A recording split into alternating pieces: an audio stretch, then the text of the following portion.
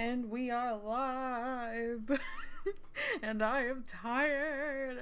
Which, look, to be fair, I'm tired all the time. It's not like it's like specifically today or anything. This isn't a new thing.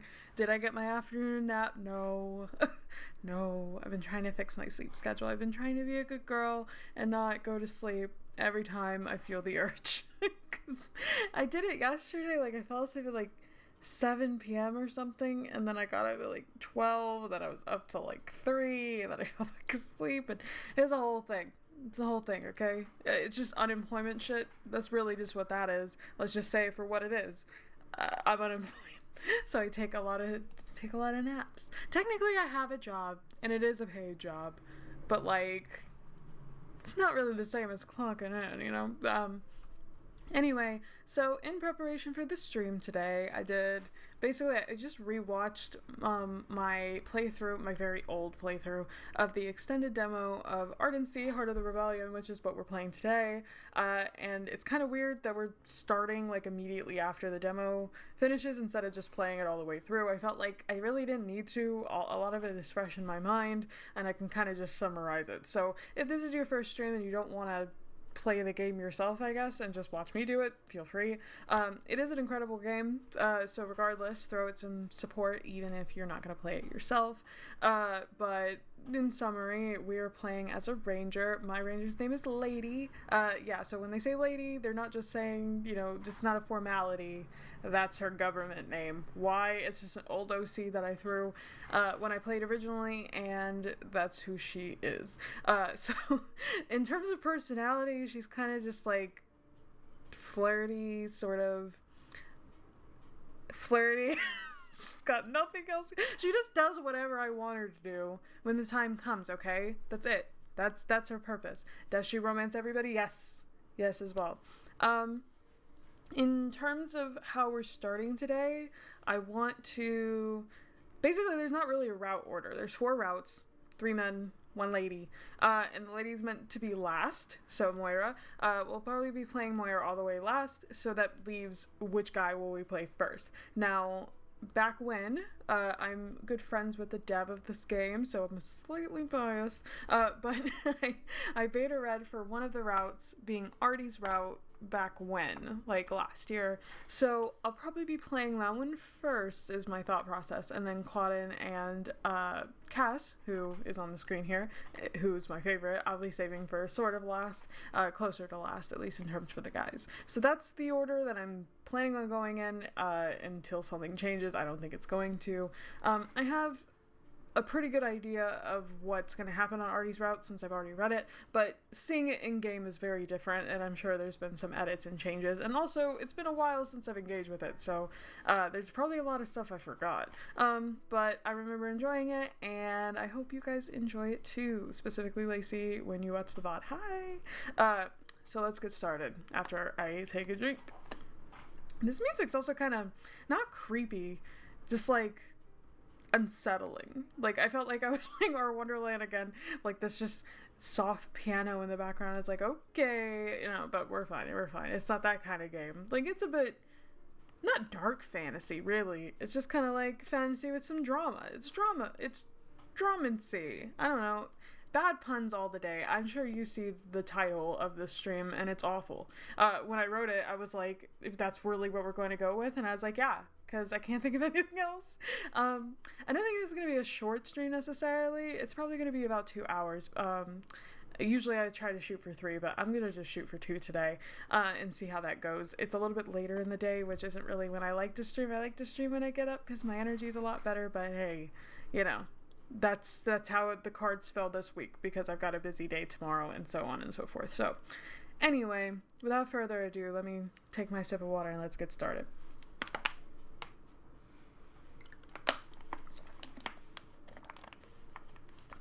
Yummy.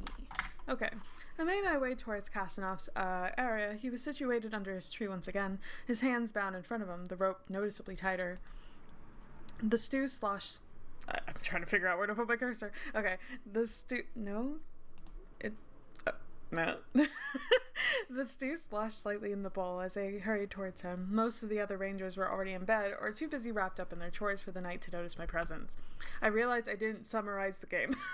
I just said that we played as a ranger, and it's like, what the fuck does that mean? We're a ranger in a group of, like, a very small group of, rangers. And we do jobs for the king, and the prince is actually Artie, who we're about to romance, and we do jobs for them, basically. And how the game starts is we end up chasing Casanov here, who became our prisoner. Now we have some sympathy for Casanov. He doesn't seem like a bad guy, and we're getting attacked and all this different stuff, and the MC basically had to get some information out of him, and if she didn't, then he was going to get executed. So that's not going to happen anymore. We're about to let him go. That's basically where it left off with the extended demo. So I stopped a few yards away from Casanov, debating if this was really what I wanted to do. I could be arrested, or even worse, executed for freeing him. My stomach lurched as I felt a hand rest on my shoulder. A familiar face greeted me as I turned around. And I got all the Artie points before we started, so I did all the work for you guys. You get to just jump right into it. Artie looked exhausted. The dark circle... Me too, buddy. The dark circles under his eyes shaded a deep purple. I did my best to act casual, despite my current plan to commit treason. Just casual treason. Lady, I know what you're doing. What you're planning. I hesitated, unsure of what to say.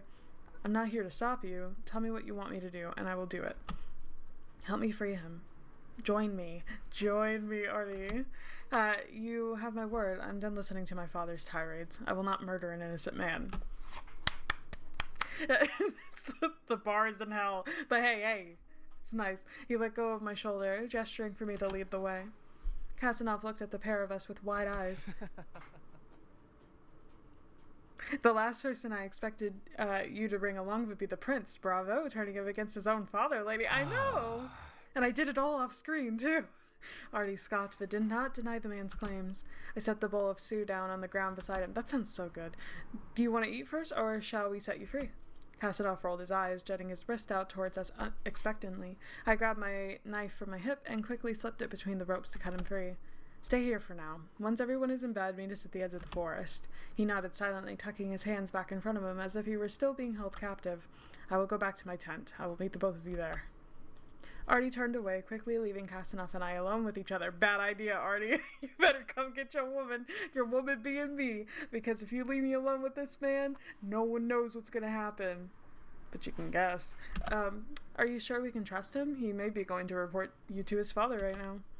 I trust him with my life. I trust him more than I trust you. I'll be ready for it. I trust him more than I trust you, dog. He will make the right judgment. Yeah. With that, I left Casanov sitting at the tree. The night air was brisk as I positioned myself outside my tent. Okay. Hopefully you can hear the music, otherwise that feels so stupid. Okay, there we go.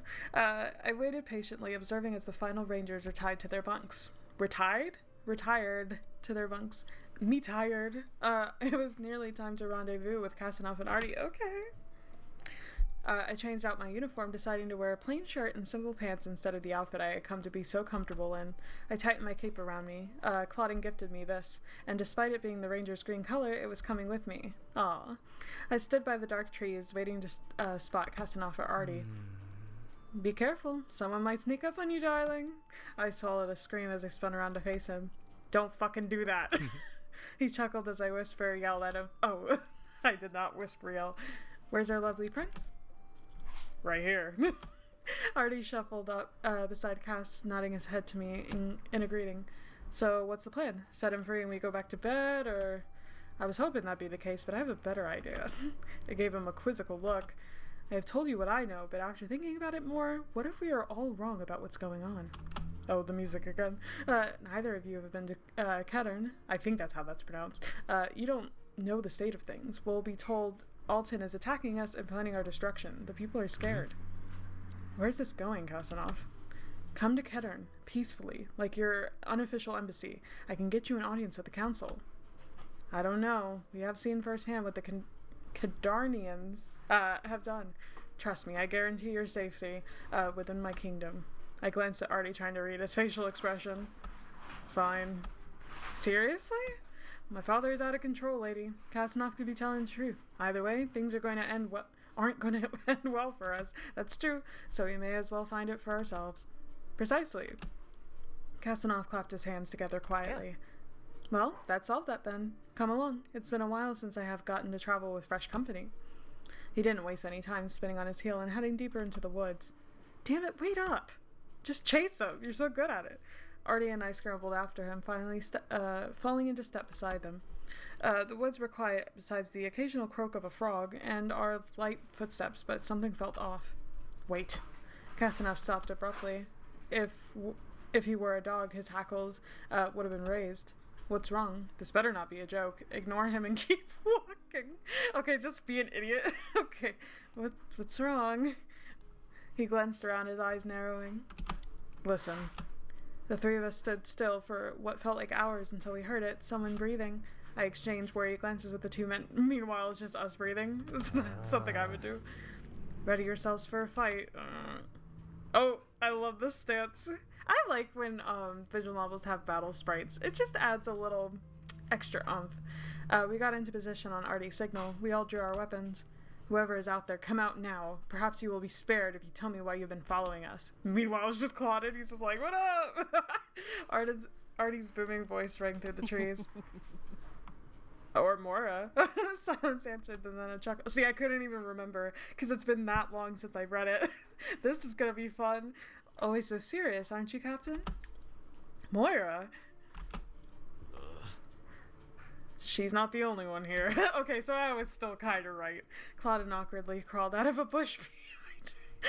His big ass behind a bush? Ain't no way. What are you two doing? Artie grumbled, rubbing tiredly at his eye. Why is everybody exhausted? It's like they know.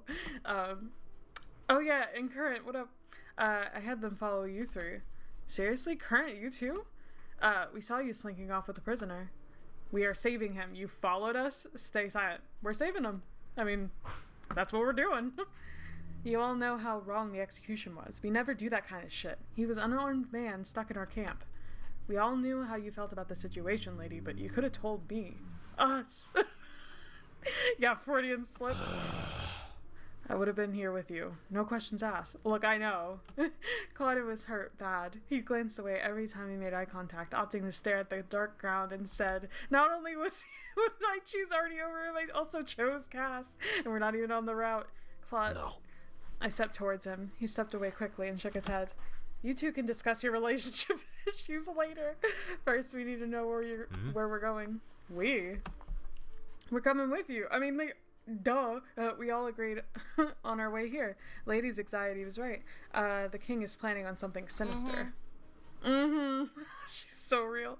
Getting out of camp is the best idea for now. We left a couple of the best rangers in charge, so don't worry. Well, it looks like our private party became a full house. If I knew the fucking song, I'd sing it right now. Just sing it for me. We are heading to Kettern. Try to keep up the pace and we will make it there in time. Every time I read Kettern, I think there's like a setting in The Witcher that is similar to that. And I don't know. It's Eddard. That's what it is. I think, from what I can remember. So every time I read it, I'm like, that sounds so familiar. And it is. They're similar, but they're not the same. Casanov began to walk away, only being stopped by Moira's shouts. Kettern, we will be killed the second we get through the gates. Casanov promised us safe entry. We are going to speak to the council there. As an unofficial embassy from Alton. Moira groaned in annoyance. Fine, explain to me on the way why the hell we are walking straight into the enemy's kingdom. Hey. We were doing it. Y'all decided to come with us. And these are the terms of engagement. So, you could turn back now if you want. Our new group, now consisting of 6 individuals, began our journey. I explained to Moira, Claudine, and Current the discussions I had with Casanov previously. They were intrigued, to say the least. After a few hours, Moira and Current broke away to hassle Casanov for more information on Kettern, leaving Claudine and I awkwardly walking beside each other. Can we talk, Claude? I believe that's what we're doing. Your mouth is moving and noises are coming out. Okay, sassy king. What That's so funny. Relax. Okay. I do like a sassy man, though. I'm sorry. I wanted to tell you I was wrong. Nah, I I wanted to tell you. You just didn't give me the chance yet. I could have told you. Oh, now I have to say, okay, well, I wasn't wrong. I saved a man, Claudine. I'm sorry, okay? Oh, now I have to say, what the fuck is this? Fine, I was wrong. He stared at me blankly. We've been watching each other's back since we were little kids. Everything we've done, we did together. You abandoned me. My heart shattered. I didn't want you to be involved because I wanted to protect you. If we got caught, we would have been arrested or even executed. He sighed, still staring at me as we walked. I don't... Oh, thank you, Stacks, for pinning that. I was like, what's going on? And hello. Anyone else, I would have called bullshit on that, but I know you mean it. You should know better, though. I can protect myself. I know, Claudine. His arm reached out and he pulled me against it. Yo! Hey, yo! Okay. His warmth seeping into me. Damn! I got bitches all on my dick. Like, they cannot. I love that on no matter what route you're on. Like, every person is just down for you. And you know what? I can get down with that. I can't stay mad at you for long, though. What matters is I'm here now, and you better keep me in the loop from now on. I mean, it seems like I have no choice, Claude, and I'm gonna be real with you. I smiled up at him, relief flooding my chest, and his. I mean, I can't just say I'm unhappy you're here. I thought I was going to have to travel with just Artie and Kasdanov. Oh no, the two hottest guys of the group. Oh. Don't remind me that. I have to do that now, too. Your choice. Your choice. We laughed together, drawing the attention of the other ex-rangers. The night flew by as I spent my time chatting to my friends and discussing our plan for this makeshift mission.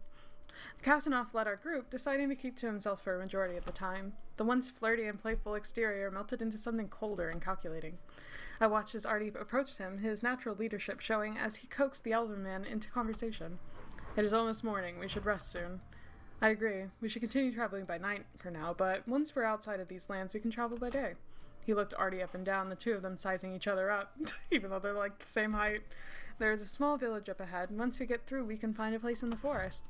Both of their heads whipped in my direction as I interrupted. Mm-hmm. Very good, lady. Okay, praise. Mm-hmm. Cass hummed in agreement. I like the little vocal barks.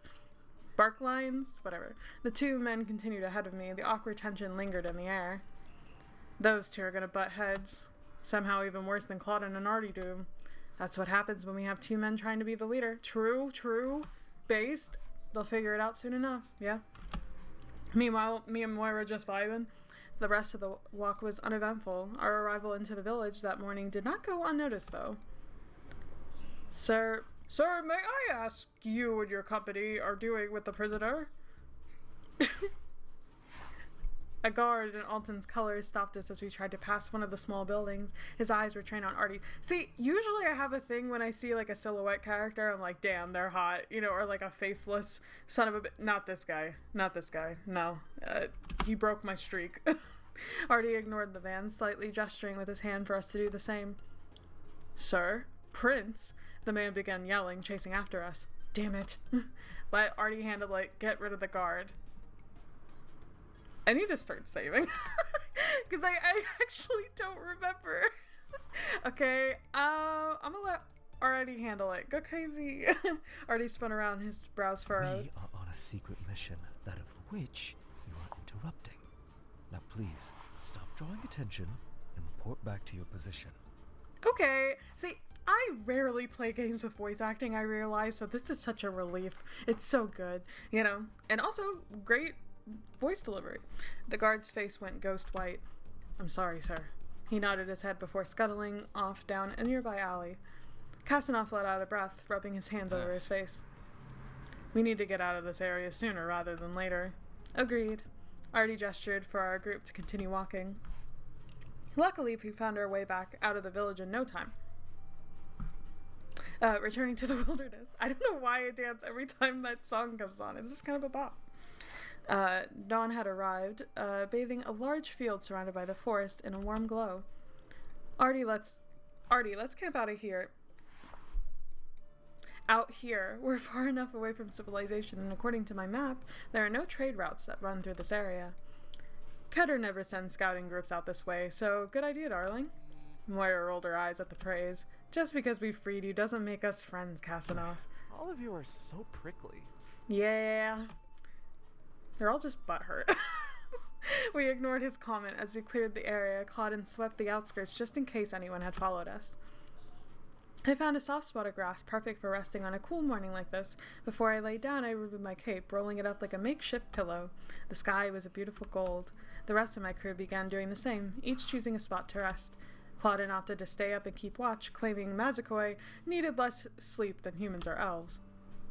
I closed my eyes, ready to finally settle down until I felt the presence of someone laying down next to me. The rustling of clothes had piqued my curiosity. Hey, yo! All right! Now the game has begun! I opened my eyes, only to find Artie, chest bare, his jacket and shirt discarded on the ground. I did my best to not look too long. Not me. Lady ain't me, because I'd be like, got my sunglasses on so you can't see what I'm staring at his half-nude body. He kept a respectful distance, flashing me a small smile. Tired, lady? Exhausted. Incredibly, exactly. Who knew committing treason against your own kingdom could wear you out so quickly? I can think of another thing that'll wear us both out. Hey, yo, chill. I'm tired and horny, apparently. Relax. He groaned as he laid back, his hair falling messily around his head. My dog is playing in the background, too. She's also excited. I moved to lay at my side. How are you feeling? Touch his arm. I'm surprised you agreed to this. On a real note, I mean, I do kind of want to ask how he's feeling, but I am surprised he agreed to it in the first place. Nah, we'll be polite. How you feeling? Besides exhausted? Yeah. I nodded. He readjusted himself to face me. We both lay on our sides, only a short distance apart. I will say, since we left camp, I am significantly... Hey, can you guys play nice, please? I am significantly less stressed, surprisingly. Really? I still worry about what is going to happen when my father figures out I've abandoned my post, but that's for another day. I guess you're right. He smiled at me one last time before rolling onto his back. Get some rest. I need my right hand bright and ready for this. Oh yeah, that's right. We're the right hand man. Right hand? He opened one eye and smiled coyly. Good night. He's just not going to elaborate. I chuckled at my leader's playfulness. It needs some work. He needs to spend a little bit more time with Cass. It felt like it had been ages since I had seen him so relaxed. He's like, yeah, this is fucking great. I got to go against my dad. So real, so me. I fell asleep listening to the sounds of the forest and Claudine's occasional heavy footsteps as he patrolled by, just boom, boom, boom. I rolled in my sleep, wondering why it was so much quieter than usual. It took me a few seconds to remember everything that had happened and that I was no longer in camp. Did he sleep well? Artie sat in the same spot he was in last night. As well as anyone could, I guess. I did my best to avert my gaze. Again, no. As he redressed, I'm sliding on his white undershirt, then pulling his typical green coat over his torso. Are you ready to get a move on? Or shall we all stare at your captain's little peep show? Hey. Let me live my fucking life, Cass. I freed you. Don't say anything. Casanov whispered behind me, causing me to nearly jump out of my skin. I wasn't staring. The show didn't last long enough. Mind your business. No, a second one for sure. It was a private show that didn't last long enough. What a tragedy. And dude, crying. But let's go. Shirtless Artie can wait for another day. That's not why I played this game, Cass. You two know I'm right here, right? Yep. Well aware. Thank you. I mouthed an apology to Artie as I stood up, heading to meet with the others as we prepared to begin our trek towards Kettern. Oh boy, walking through the woods in the dark. My favorite activity. You know that, like, TikTok sound where fucking they're like, why are you so negative all the time? Like, I love you, Claudine, but what? Like, relax. Yeah, lighten up, Claudine. Only another night of travel. We should be good to start moving during daylight hours. Thank you for keeping track of our location, Laura. Let's start moving. I know you all have your way of doing things, but I've been traveling through the woods my whole life, and I have a recommendation. We all looked to Artie, waiting for his reaction. He frowned but relented after a few moments and nodded to Casanov, giving him the okay. The way my band travels was in pairs, like two single-file lines. Best way to travel on these more narrow trails we will encounter. All right, makes sense. Everyone pick your partner. I was about to approach Claudine until I felt a gloved hand rest on my arm. I know you prefer to be with Claudine, but do you mind walking with me? Sure. To be honest, I'm just happy to be picked. Bless you. My dog sneezed. I hesitated for a second. He probably just wanted to talk about mission stuff, but I've never seen him quite this shy before. I'd be happy to. Claudin will survive. That's true. That's a relief that he'll survive.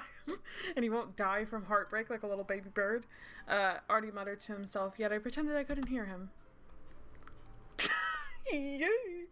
Claudin glanced between me and our captain. There was a slight frown on his face. Slight? Until we locked eyes. I gave him a small nod, to which he understood immediately. Claudin, I know you desperately want to walk with me, right? Castanoff giggled, sliding one hand up with Claudin's arm. Break your arm next time you touch me. Touchy. Both of you enough. Let's go, Blondie. I like that. Current's just serving cunt every time he's on the screen. Moira grabbed Bless you again, goodness. Moira grabbed Castanoff by the back of his cloak, dragging him forward. Current fell into step beside Claudin. Artie and I took up the back as we descended deeper into the forest. You know, lady. Artie finally broke the silence between us. We had been walking for a couple hours, listening to the quiet chatter of our friends leading in front of us. A crack of thunder. Hey, yo, sounded overhead. Rain began. I love this little effect. Rain began to fall on our group in sheets. I moved closer towards Artie. Of course, a storm.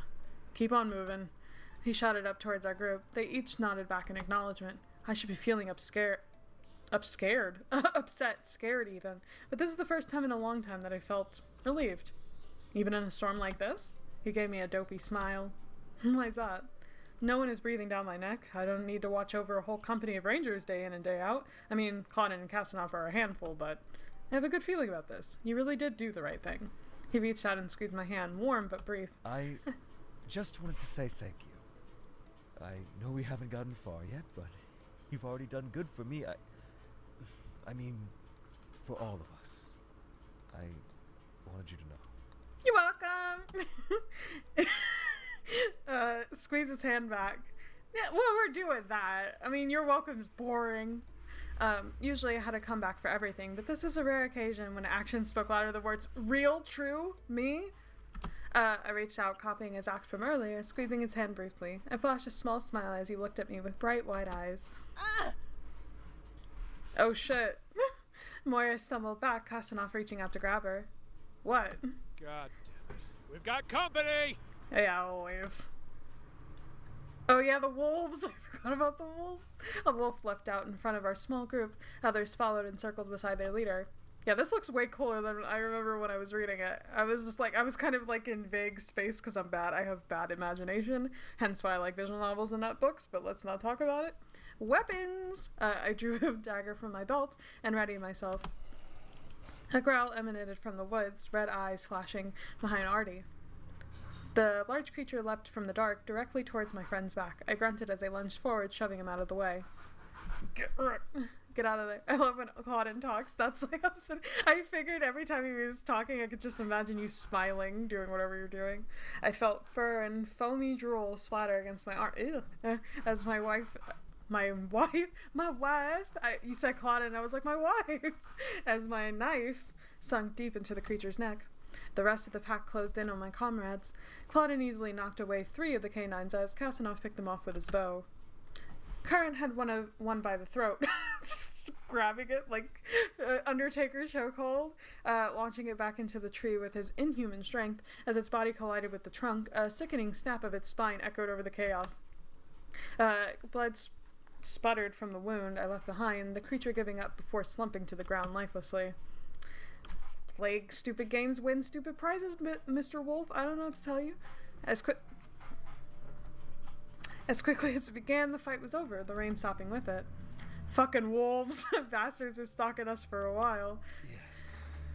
Well, better to keep moving.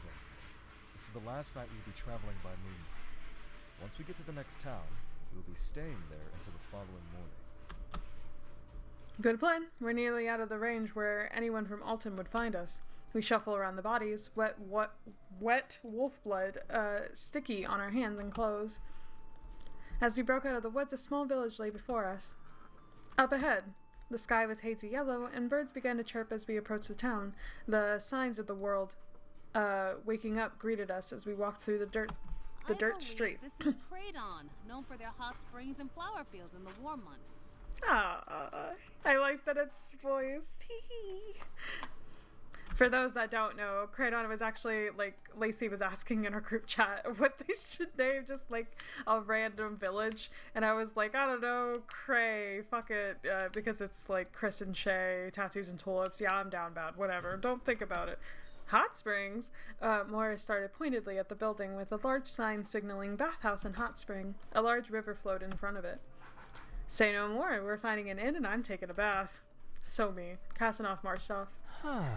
Artie breathed a deep sigh as he looked at me in defeat.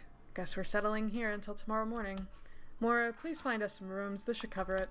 He tossed her a small pouch, the coins inside jingling. The rest of you do as you please. Let's meet up tomorrow morning at first light. Restock, rest, and wash up. I have a feeling this is just the beginning. Claudine and Current left to check out the small market while Moira quickly slid off to the local inn. Artie and I were finally left alone.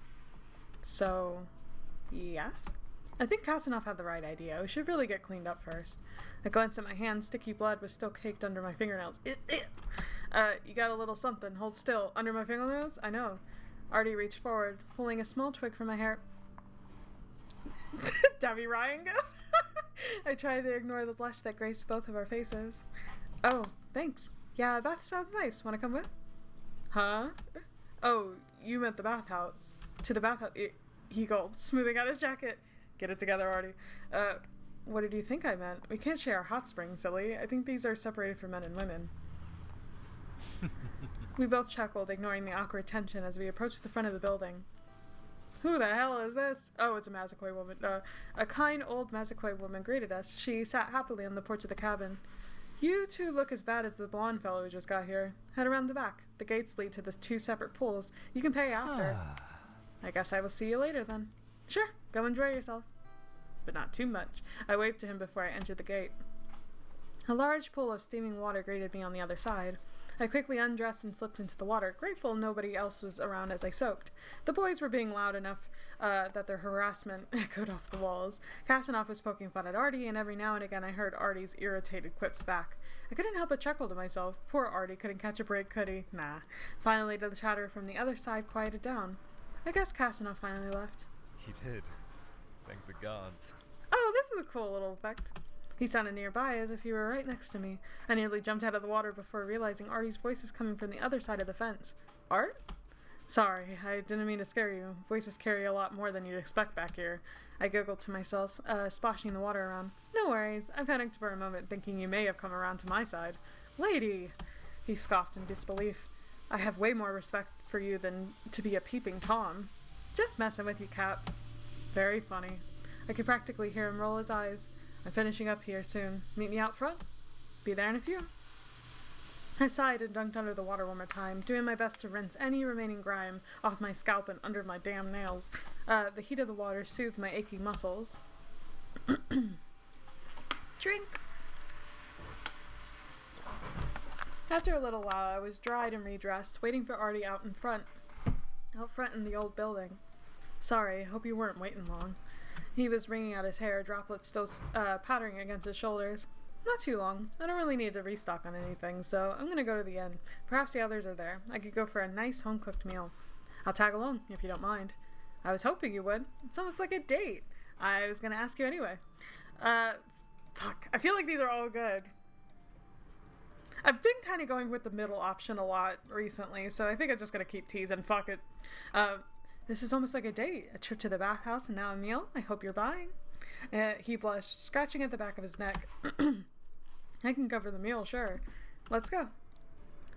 What a man. The inn was nice. The interior sample and provided enough seating for the small village's residents and travelers alike. My dog's losing her damn mind. And Cat. We found an old table. The rest of our group nowhere to be seen. I guess everyone else is too busy to eat. Knowing Claude, and he's probably knocked out upstairs. The others, though, I have no idea. It'll be nice to sleep under a roof tonight. Definitely. Can I interest you in something to drink? I think I need some mead after the past few weeks. Sure. Fuck it. Sure. Give me one too. No problem. I'll be right back. I watched as Artie casually sauntered up to the bar. He lacked his usual stiffness in his walk. Hey, have you heard about that ranger camp losing their prisoner? Teacher's country, okay. A couple of gruff men were speaking quietly at a table nearby. Yeah, King's pissed. Apparently the prince is nowhere to be found. Guess the sad sap finally skipped town. Imagine having a father like that. King used to seem so charismatic, but nowadays it's Kettern this, Kettern that. Who gives a damn? Real. We just got the fish people joining our kingdom. Now he wants the fucking Elven region? Screw this. I gotta get up early tomorrow. I'll see you tomorrow. Unlike the king, some of us have a job to do. Okay, they're so base, so real. The one man left, his partner following shortly after, leaving a few coins on the table to cover their bill. Artie met me back at our table, setting our 2 drinks and couple of bowls of steaming hot stew down. What's wrong? You look like you've seen a ghost. Artie, how recognizable would you say you are? In what capacity? He eyed me suspiciously. Would the average person recognize you as the Prince of Alton? He took a deep breath through his nose, then let out a long sigh. No, I haven't attended any large-scale political meetings in a long time. Many may know my general appearance, but as long as they don't see my eyes, I usually go unnoticed. I nodded, looking him directly into his bicolored eyes. Not many people had heterochromia, and it was all over the kingdom's newspapers when Artie was born. The unique-eyed miracle baby, the son the king always wanted. Why do you ask? There were 2 men that just left. They heard about the prisoner escaping. Apparently word got back to the king, and that his son is missing too. The weariness Artie usually wore in camp returned at the mention of his father. I think we're gonna need another drink. He downed the tankard of mead in front of him. Me too. I followed his lead, chugging down the robust liquid. We ate our food in silence, careful to listen for any more gossip about recent events. Thankfully, we both had an amazing patience and were able to pass several hours collecting our intel. Moira, Casanova, and Current all filtered by throughout the evening, quietly going up to their rooms for rest. Perhaps we should retire. I'm sure there will be more adventures to be had tomorrow. Sounds good to me. He spoke to the innkeeper, each getting assigned our own room. Artie and I stood in the upstairs hallway alone. I could hear Claudine snoring from one of the many rooms. Good night, lady. Sweet dreams. Good night. Blow him a kiss. Get some rest. You need it. Blow him a kiss. Good night, Cap. I blew him a playful kiss, giggling at his annoyed reaction. Hey, not annoyed. He rolled his eyes, trying not to smile as he entered his own room. I shook my head, heading into my room for the night. The interior of my room was clean and simple. It was a huge upgrade compared to the sleeping in the cold, hard forest for another night. I sat down on the bed, removing any uncomfortable clothing and stretching before I climbed under the covers. Sleep came easily, yet I had no dreams at all. I woke up the next morning to the sounds of a busy inn below and someone rapping on my door. That's stupid. That's a bad joke. Are you going to get up or shall we leave you behind, lady? Hey, give her a chance. She's tired. Yeah, I'm fucking tired. Let me sleep. Ugh, do you always need to defend her, Claudia? Yes! That's my dog. Perhaps she didn't hear. Let me try. The door rattled hard. No, Kurt! He's gonna break the fucking door. Banged on the wooden planks, and then we're gonna have to pay for it. I'm up. Hold on. See? I told you she just needed a moment. I groaned, knowing the whole ensemble waiting outside my door. I moved as quickly as I could to get ready. Are you all seriously waiting here for her? Move, go downstairs. Damn, the party don't start till a lady walks in. I heard Artie scolding the group through the wall. We will meet you downstairs. Take your time. Artie spoke through the door calmly, relief washing over me, knowing he had my back.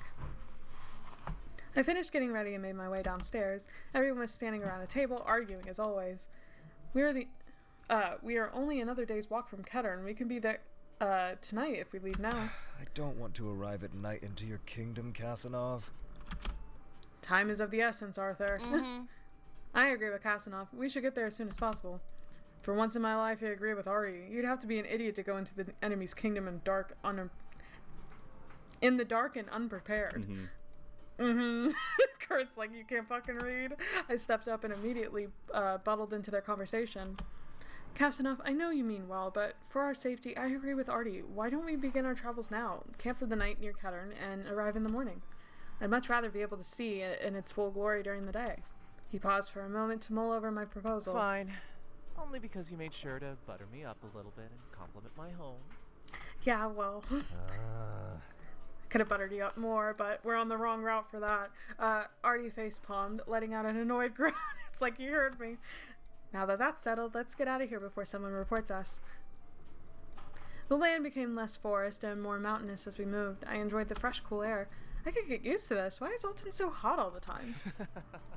That's what you get for being that far on the west coast. It's much cooler over here. Plus, the mountains are gorgeous. Kasanov continued giving a tour guide-esque explanation of the lands. I ignored him, falling back to walk with Artie for a private conversation. Captain. Lady? You've been awfully quiet. Everything okay? I've just been thinking about last night. My father probably has figured out we have freed Kasanov by now. He'll kill me, he whispered to himself solemnly. What? No way, you're his kid. I wish I could find comfort in those words, my friend. I do. Are you trying to offer me food? Because I'll take it. I'm so hungry. I'll eat on stream. I don't give a fuck. A traitor is a traitor. Fuck, I missed that whole line. I'm so sorry. I was too busy trying to feed myself. I wish I could find comfort in those words, my friend. I do. Yet, to my father, a traitor is a traitor. Nothing more. Yeah, well. Oh, shit. I never lived up to his expectations anyway. I doubt he was even surprised to find out I'd done something like this. Artie, I feel like you're not telling me something. What's wrong? I had never seen Artie look more horrified. I don't want to go into it. I'm sorry. He was not a good man to me, lady. Nor was he good to my mother. A chill visibly ran through him. Another time, perhaps. Yes, of course. I'm sorry if I... Please, don't. It's fine. If there was anyone I want to talk about this with, it'd be you.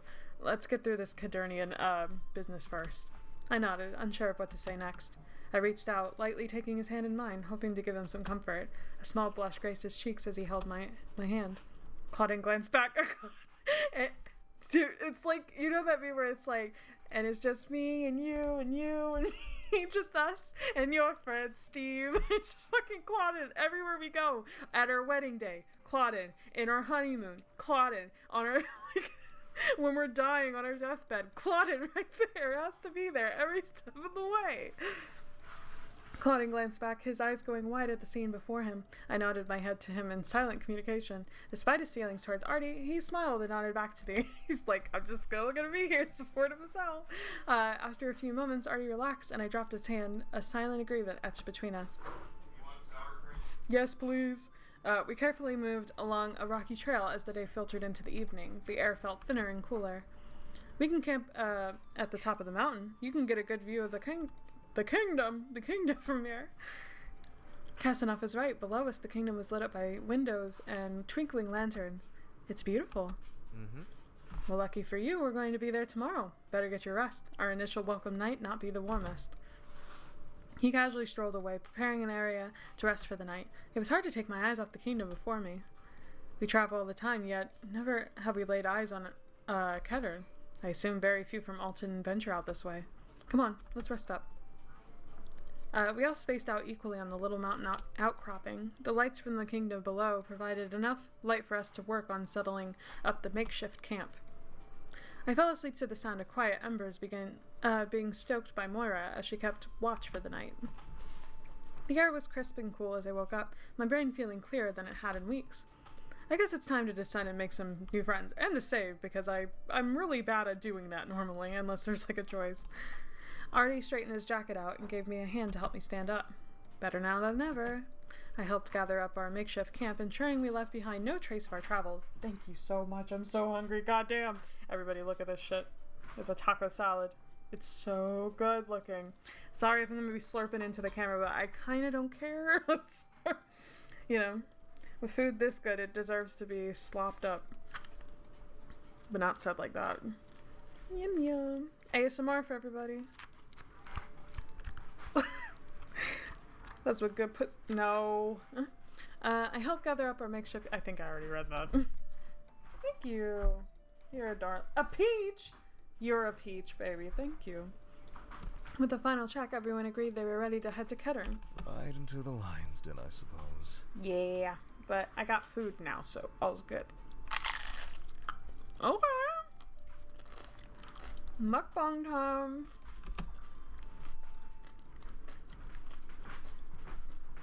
So good, baby. Thank you. We carefully stepped down to the rocky cliff, avoiding the sharp drop below. Stay by me, lady. Don't want us to get caught up in anything if something goes wrong when we get there. I'm sure it'll be fine. I ignore the sinking feeling in my gut. Just lying. We're truly walking in blind, depending only on Casanov to protect us.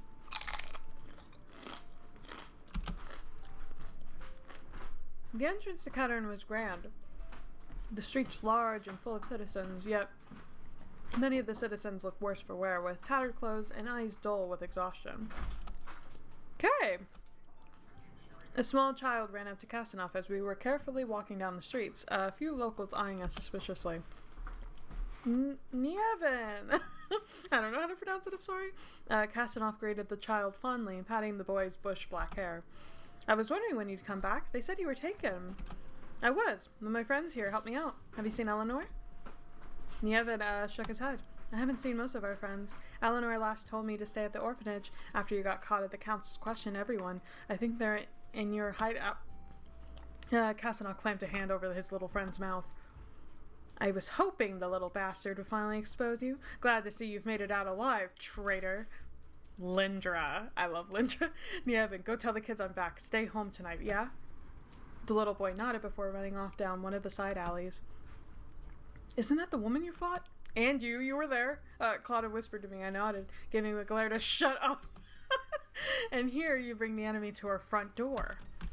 All of you are under arrest. Casanov, head to the council. We will speak there. Wait. We're here as an official embassy. You can't arrest us. Continue chattering and I will cut your tongues. Guards. Large and armored elven men and women surrounded us, their bows drawn. I looked at Artie and Casanov. My captain was livid. As they say, as long as you cooperate, you should be fine. Maybe. Casanov muttered before he left, his own trail of guards pushing him along. We submitted and the gang of elves paraded us down the street. I swear I will kill you, bastard. Claudia, you're not helping. Claudia yelled as another guard pushed him. Shut the fuck up, Claudia. Whatever. I swallowed nervously. Artie never swore. His demeanor was grim. I fell into step beside Artie, Claudia behind us, Moira and Current taking up the back. Moira and Current kept their mouths shut, many children on the streets, ogling at Current's gills. Just trying to move my food over so I don't have to hold it the whole time. Yeah, this is gonna be fun to watch back.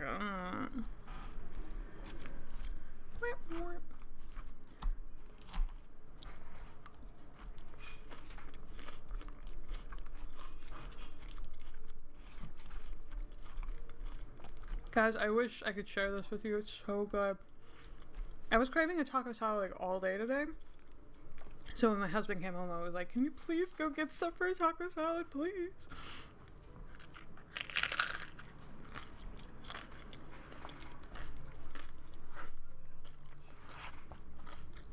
We were led up to the castle through a side door. And the closer we got to the castle, the nicer the area became. The citizens looked healthier and happier and more fortunate. The dungeons, on the other hand, were empty, but worse than anything we had seen thus far. We were all thrown into one large cell, and the door slammed shut behind us. The guards sealed the outside door, leaving just our group alone in the dim lighting. Well, this is going great. Have faith, my friends. I'm having faith. I guess I will start planning an exit strategy. Artie sat silently in the corner, avoiding eye contact with any of us. I scooted next to him, his body tensing up as I got closer. Are you okay? He looked at me quickly and shrugged. I guess. We will get out of here, don't worry. I know, I just feel like a jackass. Enough of that, come on, Cat. I gave his shoulder a squeeze. We can talk about it. Not like there's much else to do right now. Claudine was right up front with Current, trying to pry the door open. The metal squeaked but didn't budge. Artie watched them somberly, tears brimming in his waterline. I had never seen him like this before. He rubbed his eyes. Look at this mess. What? This isn't your fault at all. If anything, it was my idea to start this to begin with. I was just about to say that. No, lady. I'm the leader. I'm responsible for all of you, and look at us. Locked up like animals. He pulled away from me and stood up. If I were just a stronger leader... My father was right. He was always right about me. Damn, that sucks. For this taco salad's good. Never strong enough, never meant to lead. If I just... Oh. Damn it! Yeah, it's getting serious, y'all. He punched the stone wall, his knuckles making a sickening crack as they collided with the brick.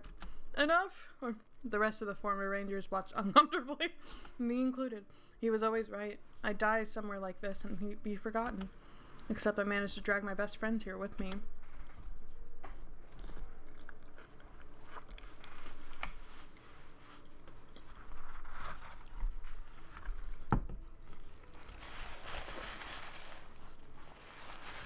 He let out a sarcastic laugh that ended in a wail. He smashed his fist against the wall again. Blood bloomed on the white of his glove. Fuck. Hey, Artie, hey, easy there. Damn, you know it's bad when Claudin's like, now I gotta be the straight man here. Claudin and Current stood up. This is not all on you, Captain. Like hell it isn't. I jumped to my feet, grabbing him by the shoulders. Listen to me. His eyes were full of fury and tears. Claudin went to approach us. I held one hand up to stop him. We are fine. We're a team. We're not rangers here. You are not the leader. You're not even the fucking prince to us right now. You are Artie. Our friend, our comrade. This is not a blame game. We need to put our heads together and figure out our next move. This is not over. We are not over yet. He took a shuddering breath. His eyes finally softened. I'm sorry. His apology was only a whisper, but it was enough. He cradled his hand against his chest as he turned to face us. Let's rest here for some time, then we will work on escaping. I say we take a vote, since you're not the only shot caller. True.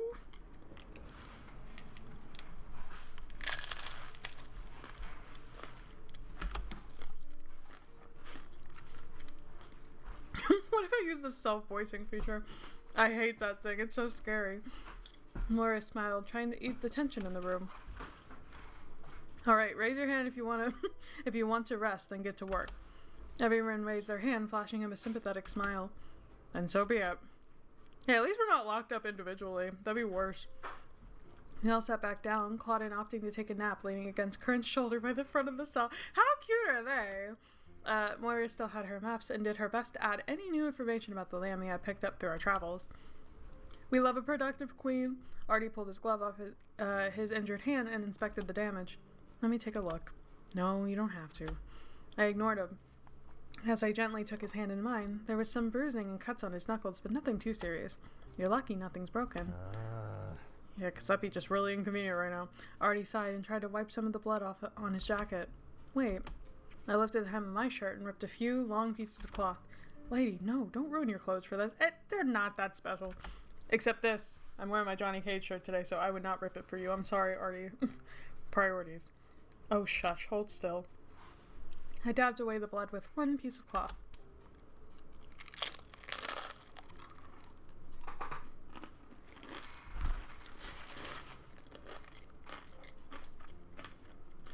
These are like homemade corn tortillas. Meaning you get like the corn tortillas from the store and then you just like fry them yourself, and they're a lot crunchier. So I worry that the ASMR might be a little too loud into the mic. Sorry.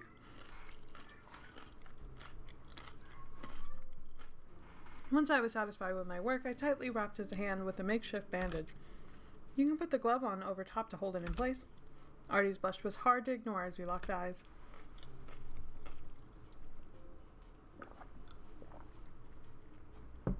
Thanks. I don't know what I would do without you. Truly, you are my right-hand woman. Happy to help you. Anything for you. Literally, your right hand. So stupid. Look, we gotta make the stupid joke at least once. Well, that is the hand you busted up, so... At least he would like my bad puns. I managed to get a chuckle out of him. Artie sighed and leaned his head on my shoulder. We sat in silence like that, our backs pressed against the cold dungeon wall. He hated me, you know. I glanced at Artie, allowing him to continue. The second I was born, he had expectations I could not live up to. My mother shielded me for a long time. He had enough for her one day, and then I thought the queen died from illness. An illness named Morden. That's a good one. I gasped at the casual use of the king's name. Your father killed your mom? Yes. He hired someone to attack her carriage while out on the kingdom one day. He told me it was kind. He made it quick for her. That's a crazy thing to say. She did not like the way he was running his kingdom.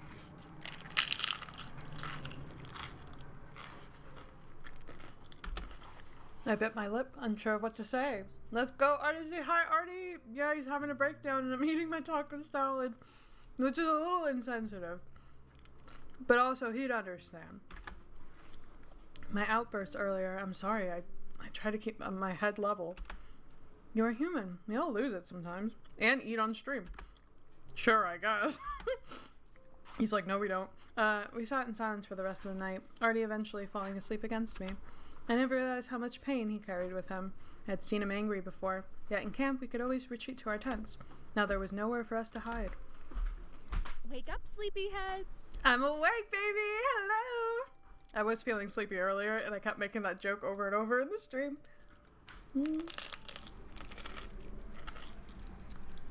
Oh. Apologies for the ASMR once again. An elven woman stood outside her cell, swinging a key ring around. She's so pretty. Goddamn. Unfair to have this pretty of a character. Her bright red hair was striking against her flawless skin. She had a familiar coy smirk on her lips. A sad lot you all are. I thought Cassie's friends would be smarter than to try to walk through the front gates during the day. Hey! He could have told us not to. Artie stood up and approached the mysterious woman. And who might you be? Does it matter? I'm just joking. I'm Eleanor. Cassie sent me to come for you. Let me guess. You're the prince. Big fella is Claudine, blue is Kurt, and our two ladies. One named Lady. She eyed me, licking her lips. You're definitely a lady. And finally, Moira. Eleanor nodded, proud of herself for remembering everybody's name. She slid the key into the lock. A loud clunk echoed through the dungeon. Follow me, single file now. No one should be patrolling these halls. But you never know. We all exchanged glances and shrugged. It wasn't like there were any other options for escaping right now. The musty halls echoed our footsteps as we silently followed our new leader. None of us uttered a word in fear of being caught by one of the kingdom's guards. Despite Eleanor's casual demeanor, we continued down the narrow halls until Eleanor stopped abruptly. She gestured to the bottom of the ladder, then led up to a hatched door. Up you get now. Safe house is above us. Don't worry, Cassie is waiting for you above. Guess I'll go first. Claudine stepped onto the first rung of the ladder, the wood creaking beneath its weight. Hurry up, Claudine. If you break it before the rest of us get up there, I swear I'll... Damn. Yo, what, Prince? I'd be mad about it. Claudine snapped, glaring down at Artie from below. Keep it moving. Jeez, Cassie was right. The bickering never ends. You're telling me. Claudine opened the hatch at the top and disappeared into the room above. Current followed behind, holding Moira up. Artie, Eleanor, and I were left for last. You waiting for your girlfriend to go, or shall I go on ahead, Prince? Girlfriend? Artie stammered, waving his hands in the air. I couldn't help but laugh at his reaction. Eleanor also chuckled at nervous mess she turned him into. Just friends. I'll go up. Not him friend-zoning me. Not in front of a pretty elf lady. This is the worst. not in front of her. I think the first time, because I beta read for the route a long time ago, and I remember when Eleanor was introduced, and then I saw her art, and I didn't know who she was in relation to Cass, and I was a little, sus. I was a little sus about it. But, she's pretty, so ultimately I would have gotten over it.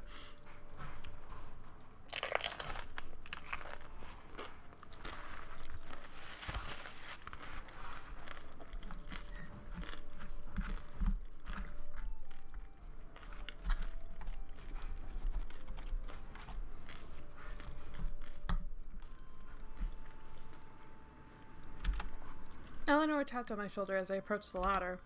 Hey, is the blue guy single? Yeah. Current? That his name? I mean, a blue guy who looks like water named Current. Come on, Eleanor. 2 + 2 here. He never mentions a partner, so I guess so. Are you interested? That's all I need to know. Let's go. I giggled as we climbed up the ladder together. Whoever this woman was, I liked her. We all gathered together in the strange space. Eleanor came up last, shutting the hatch door behind us. I stood awkwardly looking around. I took a seat beside a still blushing Artie. Claudin hovered close by, fidgeting with his outfit. Glad to see everyone survived their night in jail. Casanov strutted over to our group. A huge grin. I love him. Where are we, Casanov? This is the rebels' hideout. Or rather, my hideout. Artie's head shot up at this. Rebel? You? Oh my god. What? He's the leader of the Elven rebels. Uh-oh. Bingo! Casanov snapped his fingers and winked. Elven rebels? What are you talking about, Captain? It's a secret to Alton, but there were talks about a rebel group in Kettern. They live flawlessly and do whatever they please. And look flawless, huh? Oh, hear that, Eleanor? We have a reputation. Lawlessly, huh? And flawlessly. Eleanor was lurking beside Current. He made sure to keep one eye on her. We captured the goddamn rebel leader? Yeah, and you wanted us to kill him. How stupid would that have been? Just our fucking luck. Just hold on a minute. Does that mean... You aren't as fast as you thought, darling. I rolled my eyes. Of course he let himself be captured. Relax, though. We aren't lawless, nor do we do whatever we please. We have a motive, and never have we caused chaos outside of Kettern. I'm rather surprised your father caught wind of our actions. What's that time that Piazza blew up the... Eleanor. The woman shut her mouth quickly. I have a proposal for you all. Feel free to say no, and I can arrange safe passage for you outside of Kedarn. Otherwise, Kedarn, fuck. please hear me out. I'm listening. Kedarn's council has long overlooked the suffering beyond the inner district. We want to change that. Been planning a coup. I originally planned to get captured and gather info on Alton, but you lot seem so righteous. And you just so happen to return me right in time. And you have a pretty lady in your group. Thank the gods for it. I thought I was going to have to lead this. It's almost like it was meant to be.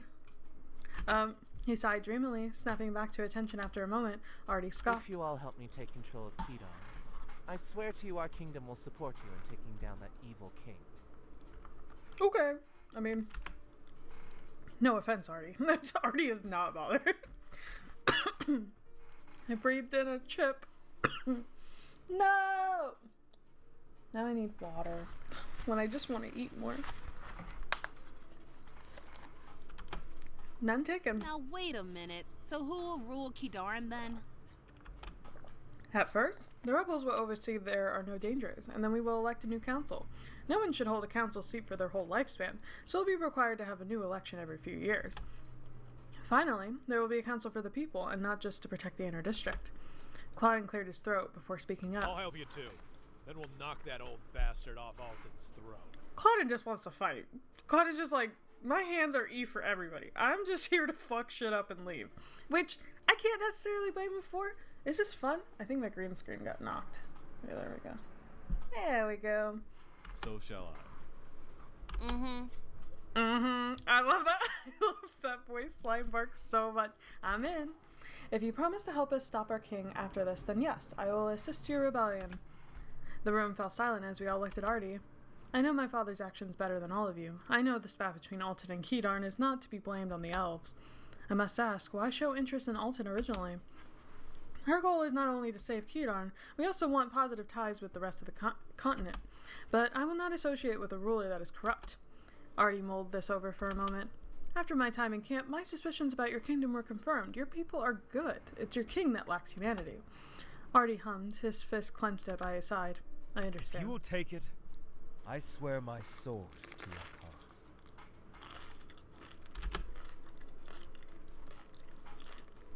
Casanov beamed at his new rebels laid before him. Then that is settled. We must make haste. The coup has been planned for a long time. Your assistance assures us that we will settle matters quickly. We attack at first light. Everyone take a seat and I will sign you your roles. The ex-rangers and I all exchanged worried glances. What have we gotten ourselves into? Eleanor, bring in the rest of the crew. Eleanor exited briefly before returning back with the swarms of people filling the room. A mix of elves, Mazikoi, and humans all gathered around to study battle plans, books, maps, and any other resources they needed. I know this may be overwhelming, but time is of the essence. I spent last night deciding where each of our talents would be best used. He planned this before even asking us? Artie whispered quietly to me. Why am I not surprised? Claudine, I hate to separate you from Lady, but we need you and Current to guard our men. Claudine looked at me, waiting for my approval. Yes, you can go. I gave him a curt nod, and he left with Current, Eleanor directing them to the right table. Moira, you, my dear, will go with my scholars. I could use a hand writing up details for our new council. Sure thing, Cass. Moira left in a direction Cassanoff pointed to, happy to be of service. Now you two, my natural-born leaders, I am assigning you a small squadron of our people. You shall infiltrate the council hall and grant my group passage. Are they capable? They are more than battle-ready. I will let them know who to follow. Tomorrow you will meet in this hall and they'll be waiting. For now, you can get some rest. There are bedrooms, though, some of these doors. Feel free to make use of them. He winks, leaving us behind. Artie and I sat in silence amongst the chaos. Looks like we got an easy job for tonight. It seems so. We both shrugged and got up. I made sure to tap Claudine's shoulder as we walked by and gave him a thumbs up. Good job, buddy. It's a little condescending. No, the way that I'm thinking about it is, I don't think it was written to be that way. He was like... Claudine squeezed my arm in acknowledgement and went back to his assigned task. Now I can start eating it with a fork. Yippee! Yippee! Artie followed me in one of the random rooms nearby. Inside revealed a simple bedroom. Only one bed and a nightstand stood before us. Ah, we love the trope. Here it comes. Here we go.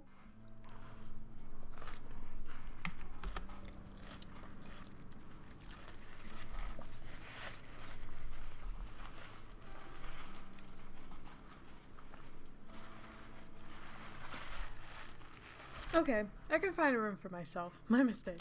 He wanted to leave before I stopped him. Wait, you can share the room. I don't mind. We don't have much time to rest, and I don't want you to waste your energy wandering around. Well, wherever we are. I guess you have a point. I can take the floor. Why don't we share? I am not taking the floor. Sorry. Sorry, Mr. Prince Man. Why don't we share? I don't mind sharing. We are friends, right? Of course we are. But a man and a woman sharing a bed. There are implications. I trust you, Art. You aren't like that.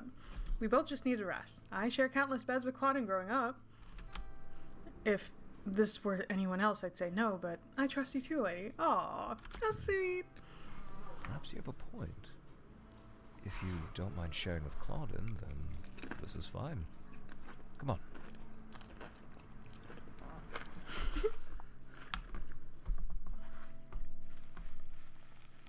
Claudine is punching a wall right now, somewhere. He took much less convincing than I expected. Artie quickly made himself comfortable. He's like, okay, tuck me in. Leaving plenty of room on the mattress for me. How considerate. I gently got in beside him, both of us staying fully clothed, despite it not being the most comfortable sleeping outfits. Mind turning the light off? I flicked the oil lamp off and the room was dark. The sounds of Kedarnian rebels preparing for tomorrow's coup were muffled by the walls. I can't believe it. If you told me a week ago we'd be in Kedarn, taking part in a coup no less, I would have you arrested. I snorted, rolling to face my friend. Maybe I was meant to find Cassanoff that day. I don't know. Things are wild, but this just feels right. Artie rolled to face me, our breaths mingling between us. It does feel right. Cup his cheek is crazy. Wait. We're doing it. I just love that. Hey, baby girl. I took a risk, reaching out of the dark and cupped his cheek lightly. He leaned down, nuzzling into my palm. Okay, this is good shit right here. Bottle of this. Let's rest. It's been a long day. Good night, Arthur. Good night, lady. Rest well. The next morning, I woke up to a cold bed. Damn. Artie had somehow managed to slip away without, I almost read that as wanking me. Waking me. What the hell? Part of me was disappointed he wasn't still there. Another part of me was not ready to delve into why I was disappointed. Yeah, that's fair. It's a lot to get into right now. That was a problem for another time, correct? Wake up, princess. Your troops await you. A princess. Okay. Cassanoff popped his head in the room, a bright smile on his face. Coming! Adrenaline took over as I jumped out of bed, doing my best to smooth my hair and outfit out. The hall was quieter than last night, only a few people lingering. I caught Claudine and Curran on their way out.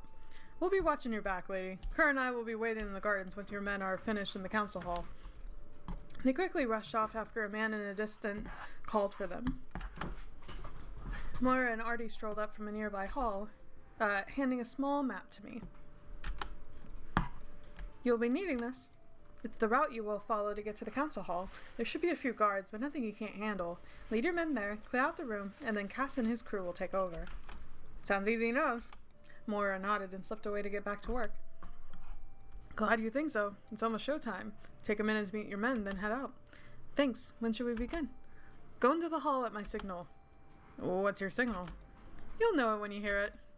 Casanov winked and swept off to chat with another group, preparing them for their actions in the coup. I looked dumbfounded at Artie. He chuckled in response. All right then, let's meet these rebels and get to work. Our group was about 15 men and women, all varying ages and builds. Each seemed capable and more prepared for this than either Artie or I. I know you may not know us very well and vice versa, but we're about to enter into a battle together. Artie's captain demeanor naturally returned to him as he looked upon our small brigade. We have a mission. To get Casanov into the council hall. We will move fast, follow the mapped out route, and remove any threats that stop us. Tempted to listen to the voice line again.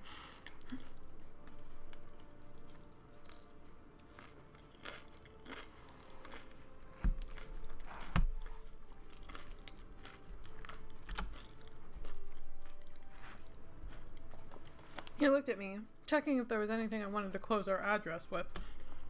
We can do this. This will be easy. Nod approvingly. I think we're just gonna nod. We can do this is just so funny. Just like, yeah, what he said. Fucking ditto. Or this will be easy is just so dismissive.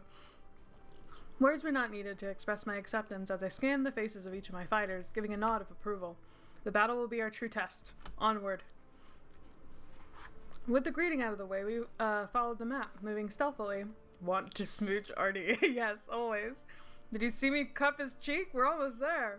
Through the estate and arriving at the gardens. Casanov's hideout was connected to one of the many tunnels that could be taken around the council's layout. This allowed us to arrive unnoticed. We waited in the gardens as instructed, with Claudine and Curran in the distance, ready to help at a moment's notice. A loud horn sounded, echoing over the whole estate. The rebels began marching toward the gate. I guess that would be our signal. We ran to catch up with them, working together to open the large wooden doors. Kissable lips for real. Hey, great, you're gonna need this. I'm just joking. The hall was filled with guards overseeing the council. At the opposite end of the room, several elven men sat calmly sipping tea. Before we could charge towards them, a wall of defense rose. A body leapt out directly in front of me, blocking my path. Dude, I love her so much. Why is she not more relevant? Rebels, get them. The woman from before, Lindra, yelled, breaking the still room into chaos. Guards rushed towards our group. Swords, daggers, and bows were drawn. I defended against any oncoming attack, surprised by the clumsy moves of the guards. Lindra targeted the rebels we led, trying to cut down our formidable group's size. There are a lot more guards than we were told. They don't stand a chance. Artie ran into the thick of it. His sword drawn. Run after him, help your crew. Nah, sorry guys. I didn't play this to help my crew, I played this to get with the man, so... I panicked and pulled a second dagger from my belt. My feet carried me as fast as possible as I ran after him. I watched his back, taking out any guards that tried sneaking up on him. The guards looked mountainous, but fell easily. Our group cut through them, aiming for spots unprotected by armor. They seemed to serve more as a decoration than actual defense. Damn, alright. Finally, there was just Lindra left. On your knees, wench. Hey! Okay, Artie pointed his sword at her throat, and she dropped reluctantly, tossing her dagger to the side. The sounds of battle could be heard throughout the building. I silently prayed it was going as well as the others. Ours went. All good in here? Claudine yelled into the room, bodies littered the floor. Yes, get Casanov! He gave a quick nod before running off. I directed half the rebels to go assist in other parts of the estate. The other half began cleaning up the corpses. Well, well, good work, you two. He smiled at Artie and I. Lindra sneered as Casanov approached her. I'm done with you. Yeah. I guess I like that she's taller than him. She opened her mouth to retort back before Kastanov's hand quickly swept through the air. I mean, she tried to kill us like in the first couple of minutes. She's pretty, but, you know, that's how it goes. Her last words distorted into nothing but disgusting gurgling noises. He wiped the blood off his dagger with a disgusted grimace. Good riddance. Kastanov stepped over her body, kicking it to make sure she was truly dead. Damn. Alright. Half of me was terrified, while the other half was in awe of Kastanov's brutality. Another half was kind of turned on, but we're not going to unpack that right now. Our crew stood by the old elven men, their swords trained at their throats. I can handle the council, please. Send in Eleanor and the others. I was speechless. Artie nodded for us both before ushering me to the garden. Yeah, so that was fucking crazy. Like, it's just what the discussion is. I gotta pee, so I'm gonna do that real fast. Okay? So, sit tight, everybody. Once I find my BRB screen. There we go.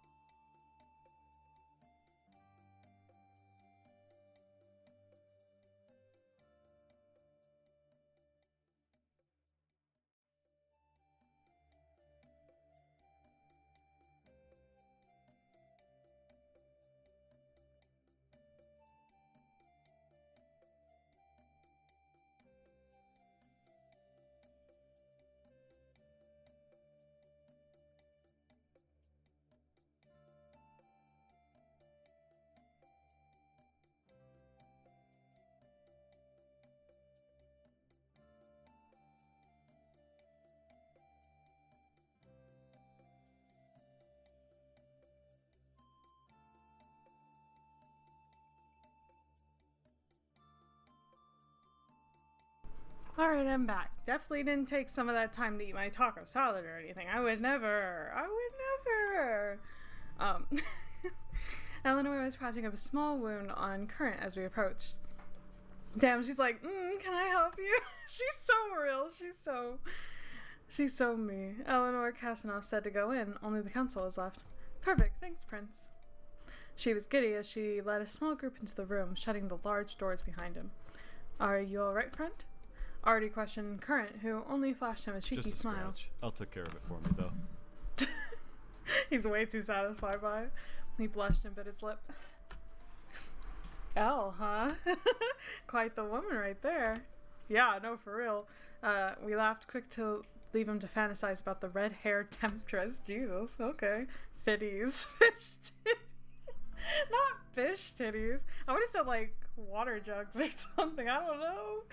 Artie and I found a spot to sit in the gardens. By the way, that music that was playing during the BRB screen, like, that could have just been the BRB music. Like, it's a bop. Artie and I found a spot to sit in the garden. Silence stretched between us. He finally stretched inside, glancing over at me. I haven't seen that much bloodshed so fast in a long time. Even our ambush in camp wasn't that bad. If Castanov was right, it had to be done. Perhaps it's true. We continued sitting in silence, Artie's hand moving to rest on my knee. Scandalous. Despite the chaos, I felt peace in my soul, a stillness I needed for a moment, reprieve. Some time passed until Castanov came back out, the councilmen all being led in restraints by a group of rebels.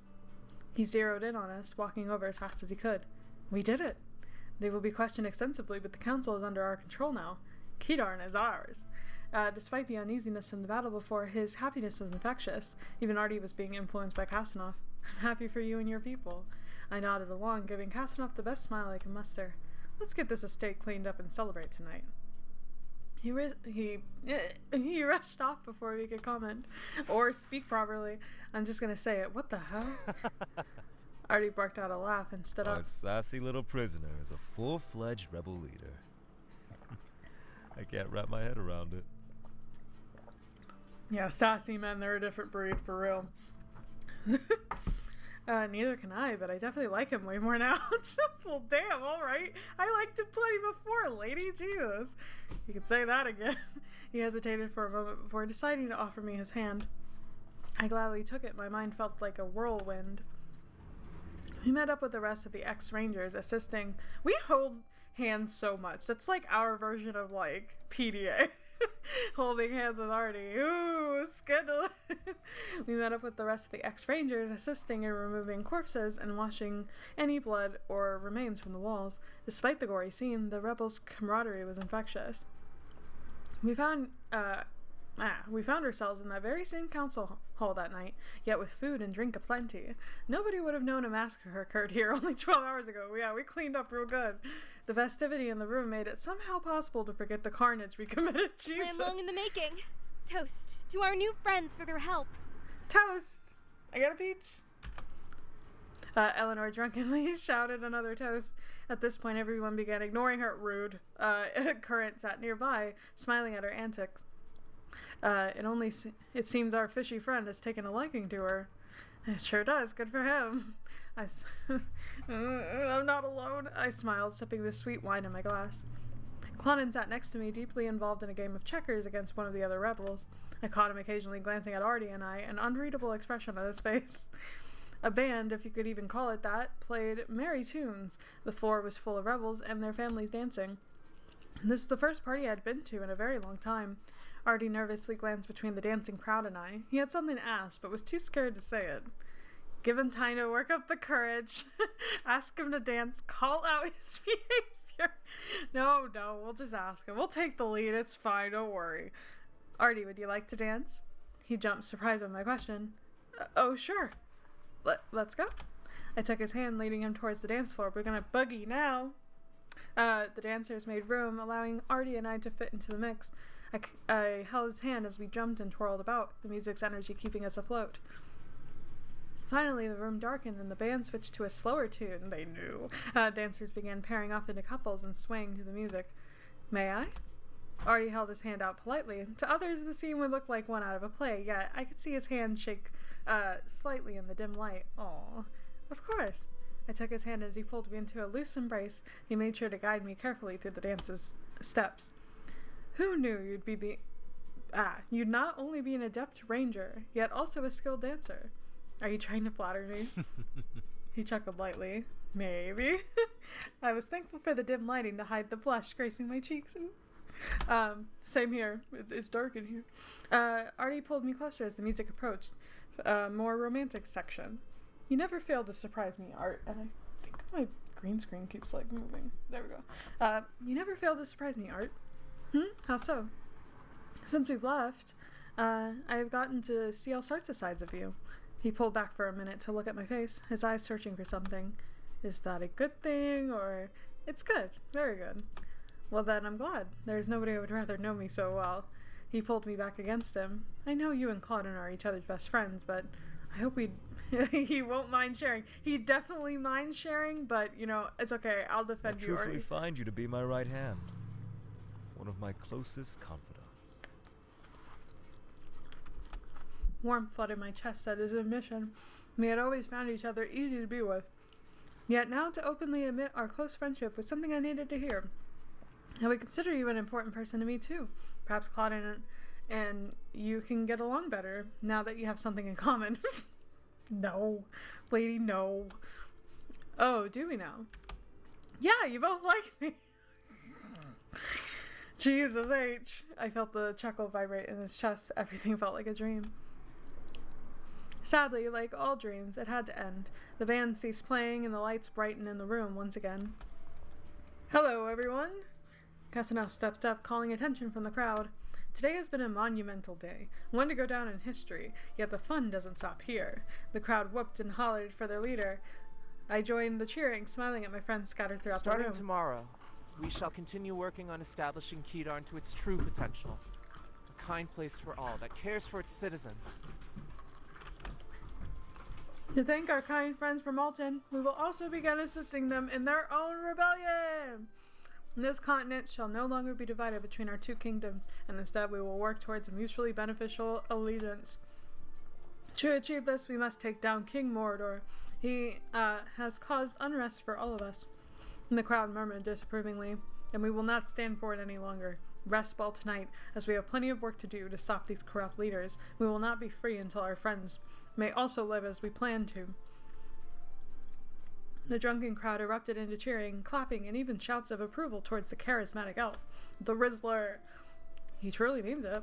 I never doubted it. Artie Artie reached down, holding my hand in his.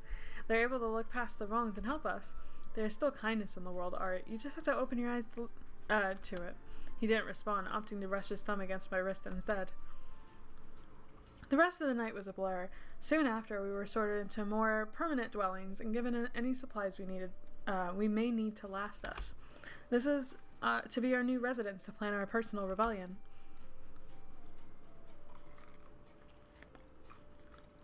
I was eating so much today. The old council spanned the whole next day. I did my best to avoid the dungeons. If you lurked too close, you could hear voices shouting. I sped past the door leading down into the dungeons below, ignoring the sounds of a man wailing in pain and Castle's laughter following. Jesus. Okay. He reported to us soon that the council had been disposed of, and a new government was being built to take its place. Weeks passed as we all adjusted to our new way of life, and the estate truly began to feel like home. Kedarn was well underway to becoming a fair and just kingdom. Casanov still kept in constant contact, reassuring us he had plans for Alton. He insisted for us to rest. I spent lots of time with Artie still, our bond strengthening. All was fine until the day the unthinkable happened. Have any of you seen Moira? Eleanor entered the dining hall, Curran's arms wrapped around her shoulders. Not as of late. We assumed she was on a mission. Artie sipped his tea as he sat across from me, reading over some documents. Why do you ask? Cassie was looking for her. She said she didn't report for a meeting they had planned this morning. She frowned and shrugged. Sure, she's around somewhere. Give me a holler if you see her. Eleanor led Curran to another table, getting settled in for dinner. Something feels off. You could say that again. Claudine sat beside me, tearing into a large turkey leg, of course. Why don't we go check her room? Maybe she's unwell. You two stay here. I'll go see what I can find. Both men frowned at me, not too enthusiastic for my choice to go alone. If she is having womanly troubles, I don't want two men impeding on her space. Artie nodded, satisfied with my answer. Claudine still grimaced, shrugging before taking another bite of his meal. Play nice. Yeah, Mom. Don't call me Mom when you want me, dog. Call me Mother. I wandered through the halls, finally locating Moira's dwelling. Moy? I knocked a couple of times. It's me, open up. Silence greeted me. A sickening feeling flooded my gut. I decided to just enter. The worst that could happen was I catch her in her unmentionables. That is not the worst thing. The room was dark and empty. The bed was made, no belongings left behind. A small note sat atop the bedside table. I picked it up, fearing the worst. Dear friends, I regret to inform you I had duties elsewhere that called upon me. I wish you all the best, and am sure we will all see each other again one day. Please do not come looking for me. Oh shit, I didn't read the rest of it, I'm sorry. No! Let me see it. There we go. Please do not come looking for me. I am safe. Regards, Moira. My hand shook as I read the note. What possible duty would make her leave? Did she go back to Alton? I prayed silently to myself that she kept any information about the rebellion a secret, wherever she went. Casanov was unhappy with the news. Sure that Moira had fled under malicious pretenses, the gathering he called did not go well, tensions higher than ever before. Quick to assume she's doing anything wrong, Casanov. She mentioned a duty. Tell me, Prince. Who else would Moira serve? She pledged herself to this rebellion. Casanov slammed his hands down on the desk beside him. Perhaps she fled to family, relatives outside the kingdom? I hummed in agreement. I didn't want to assume the worst of her, but Casanov had a point. Wherever she is, she said she would see us again soon. Let's forget about her for now. There's not much else we can do until then. Both Casanov and Artie groaned in frustration. Fine, but if she jeopardizes Kedarn, it is on your head, Prince. He pointed a finger at Artie. Claudine and I both rushed up, holding our friend back from attacking the elf. Dismissed. Come on, let's clear our heads. We all met in the garden under the night sky, the air cool around us. I can't believe she would abandon us like this. Artie slumped against a garden wall. I sat beside him, wrapping an arm around his shoulders. Claudine and Current gave us a concerned look, but I waved them off, gesturing I could handle this. We can't speak for our actions, but I'm sure it'll be fine. Rest for now.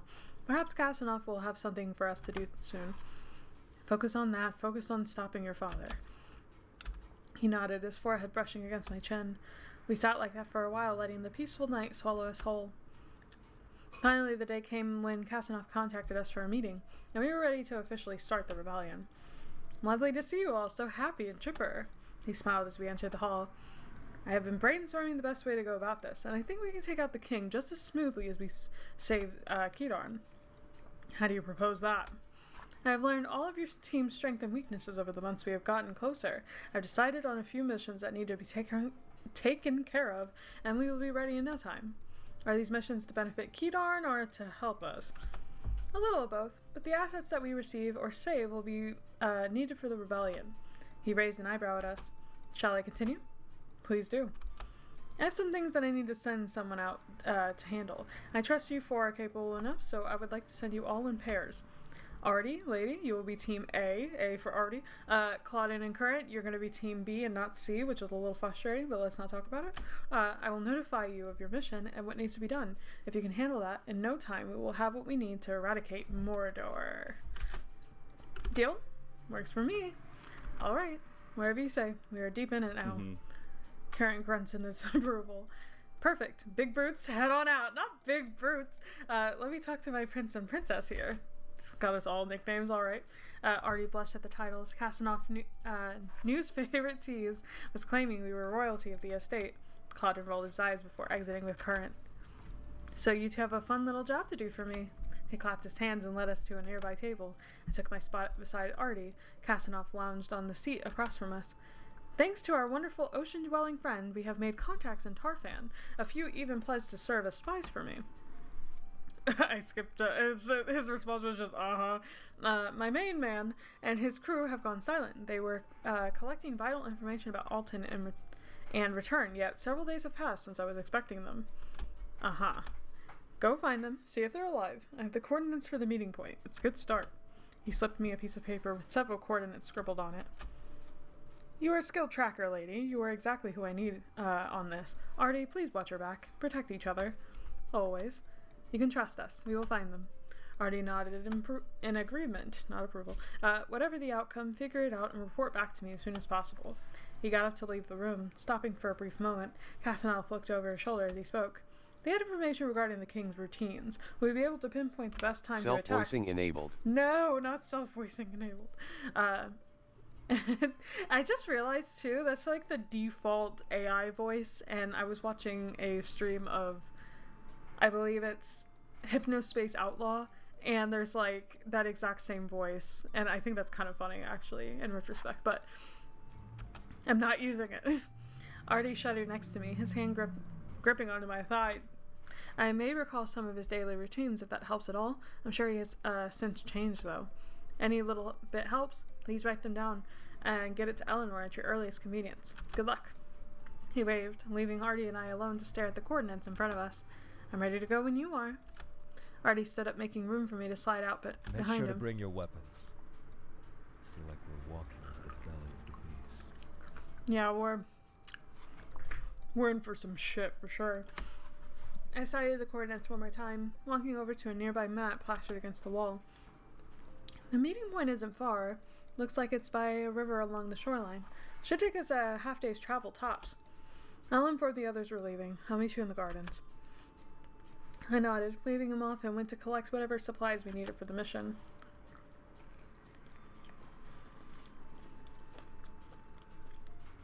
Artie was patiently sitting in the garden, reading a small novel. Ooh, what's he reading? The gentle breeze blowing his hair around his shoulders. Despite the upcoming mission, there was something so beautifully peaceful about the way he looked. Long time no see. He looked up, snapping his book shut. Are you ready to go? Let's head out. I brought a map with the route mapped out for us. We should be there before nightfall. Perfect. Lead the way.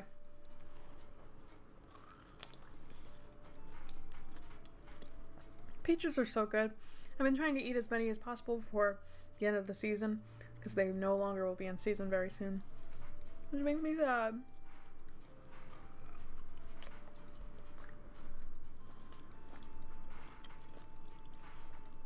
We walked through an empty field area, keeping an eye for any suspicious characters. It was strange to finally be out and working again, and even stranger to greet groups of Kedardians with smiles instead of swords.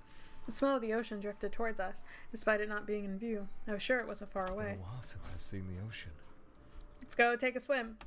Artie spoke quietly. I hesitated to answer, unsure if he meant to speak out loud at all. We should see it together. Ocean side date. I will take you there. I kind of like them all. But ocean side date. One ocean side date coming up.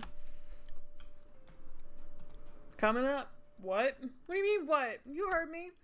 You heard me? You heard me. Let's figure out this mission. Then after we can stop for a little while to enjoy the scenery together. I got nervous after he didn't reply. Artie? He jumped, a deep blush on his cheeks. I'd really like that. Thank you, lady. He was quiet for the rest of the walk, but I couldn't help but notice a small smile on his lips. I could tell many thoughts were racing through his head. It was best to leave him alone to sort them for now. Thoughts of me. The coordinates led to a rocky outcropping, water lapping at the shore. The coast was completely clear, not a soul in sight. Welp. Not welp. Womp womp. It looks like they didn't make it to the meeting point. I scanned the area, my eyes landing on several pairs of footprints in the mud. The prints were of boots, not the usual bare feet of Tarfanians. Looks like someone went this way. Follow me.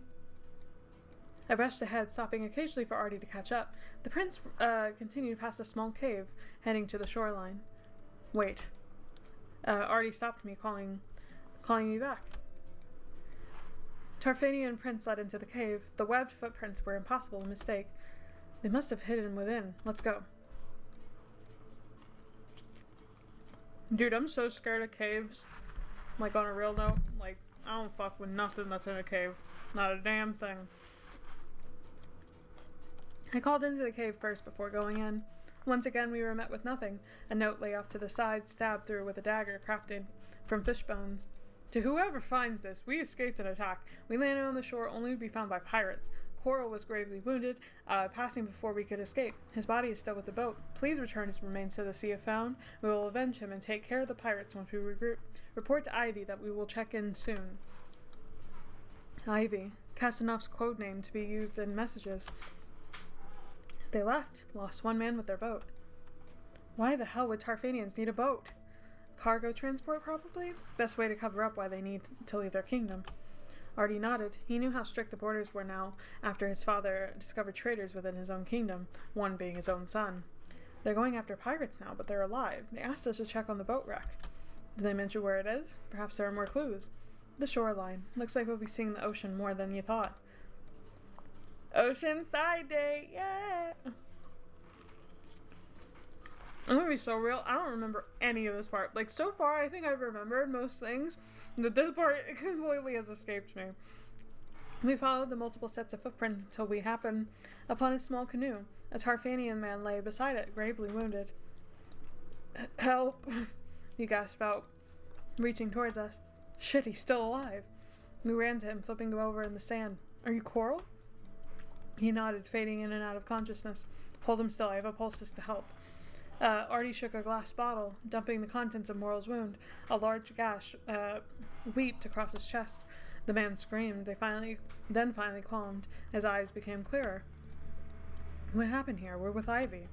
Relief flooded his features as he flopped down in the sand. Pirates are hunting any Tarfanians going off specific merchant routes per King Morden's orders. We got sloppy. They spotted us. You did well. Glad we found you. I could see that. Not I could see that. Glad we found you. I'm glad we found you when we did. We need to get you safety and find the others. They still alive? They still live?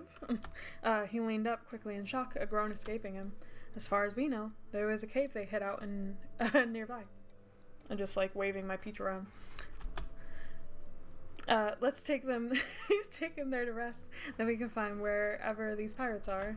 I have a strong feeling that if we find pirates, we will find your missing crew.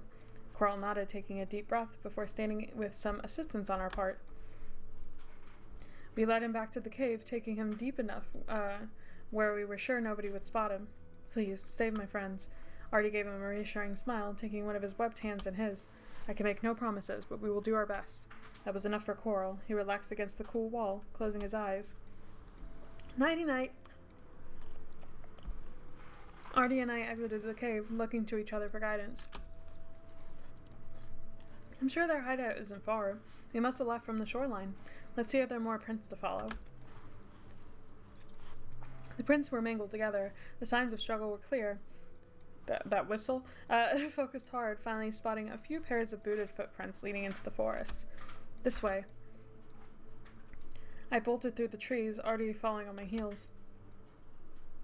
Keeping my eyes on the faint footprints, I bounded over the rocky terrain, eventually slamming to the halt at the bottom of the staircase.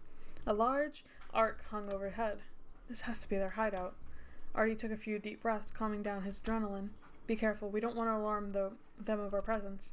We crept up the stairs, hand in hand. Artie's palm felt sweaty against mine.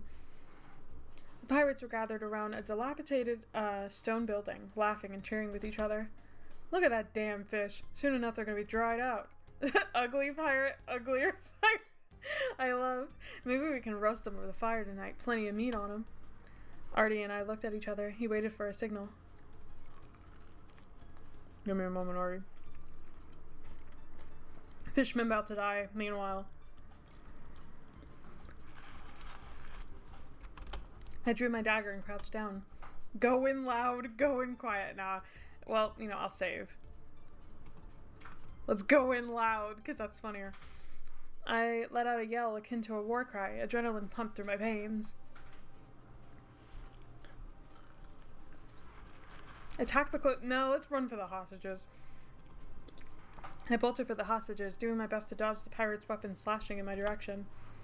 Lady, wait! Artie fumbled after me, fending off a rather large Mazakoi pirate. We must save them first. I yelled over my shoulder, running as hard as I could. I bolted until I ran smack into the back of another pirate. My body flew back into the dirt, a hand wrapped around my throat before I could realize what was going on.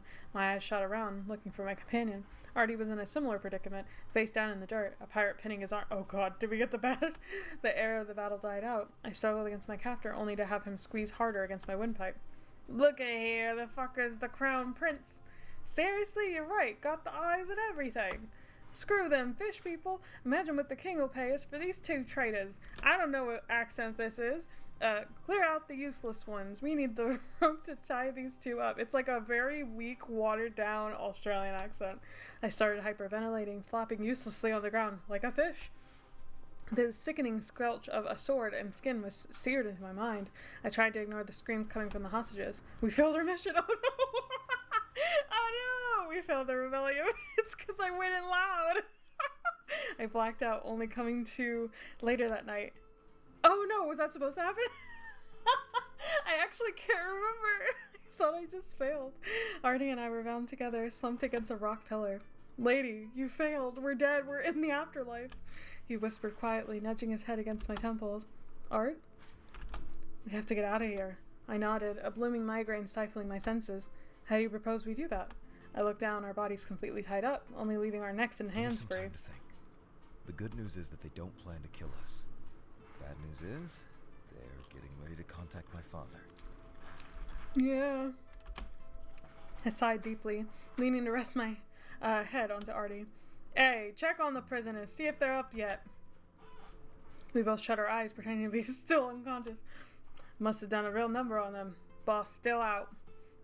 Good. Easier to deal with then. We stayed like that, pretending to dip in and out of consciousness, acting delirious and spoken to. A whole day passed. Our plans of escaping looked to be smaller and smaller until we heard the sound of a familiar act. Hey! The pirates scattering, fighting against the new intruders. Not Claudine being a rescuer. Fucking assholes. Claudine rushed out, Current falling behind. They didn't hesitate and made quick work cutting through the group of enemies. As soon as Claudine saw us tied up, dehydrated and hungry, something snapped in him. Oh shit, the eyes! His eyes lit up a bright glow. Perhaps it was just the lighting, yet something inside me felt like it also lit up. I'll fucking kill you! Damn, he's really mad that Artie got tied up. JK, I know. Claudine dropped his axe, grabbing a Mazakoi pirate by his horns. The enemy screamed as he cracked the horns from his head, his scalp tearing up. Oh my god! Claudine threw his body to the side, ready for the next victim. Me when the war has blood. Me when people get injured and die in war. Holy shit. Oh my god. Popping in. How is it going? It's going. We're getting rescued. I thought we got the bad end. We didn't. I was like, oh shit, we fucked up. Not me having read it and still couldn't remember. I don't remember this part at all. Artie and I watched in awe as Claudine grabbed the sword by the blade, ignoring the new gash on his hand. The pirate fumbled, watching as he bent the blade in half, throwing it to the side. Please, we surrender! That's the word. That's the voice I gave them. Better if you two don't watch. Current knelt in front of us, cutting the ropes from our bodies. We both needed assist. I like that Current is like, clothes are kind of optional, you know? I did my best to ignore the sounds of the few pirates left crying and begging for help. A few moments later, the air went quiet and still, and I felt myself being pulled into a hug. I got you. Claudine, this is not your route, man. Claudine's voice was reassuring. He wiped his hands off on his pants before rubbing my back gently. I took a deep breath. He smelled like leather, sweat, and battle. I found it comforting. Thank you, Claudine. Artie nodded, still trying to balance himself. The glow in Claudine's eyes was gone. It must have been my imagination, or truly a trick of light. Claudine reached out, pulling Artie into our hug loosely. That's cute. He stepped away after a few seconds, still uncomfortable with being affectionate with the other man. When you didn't return a sudden word, we got concerned. Then Casanoff's people intercepted a message that the prince was captured and was to be returned to Alton. We got here as fast as we could. I mean, pretty fast, all things considered. I nodded, only thinking about how badly I wanted to leave. Coral, he's still in the cave. Another Tarfan? We left him there to rest. We have to go get him. He's just dead. He needs to swim. He's wearing seaweed. Claudine and Current assisted us down the steps and back to the cave. I finally felt stable in my own legs after downing Claudine's flask of water. You were captured. The Tarfan was standing, looking better than the last time we saw him. Coral and Current regarded each other for a moment. Does every Tarfan have, like, an ocean-specific name? Because if so, I really like that. Like, I want to meet fucking Reef.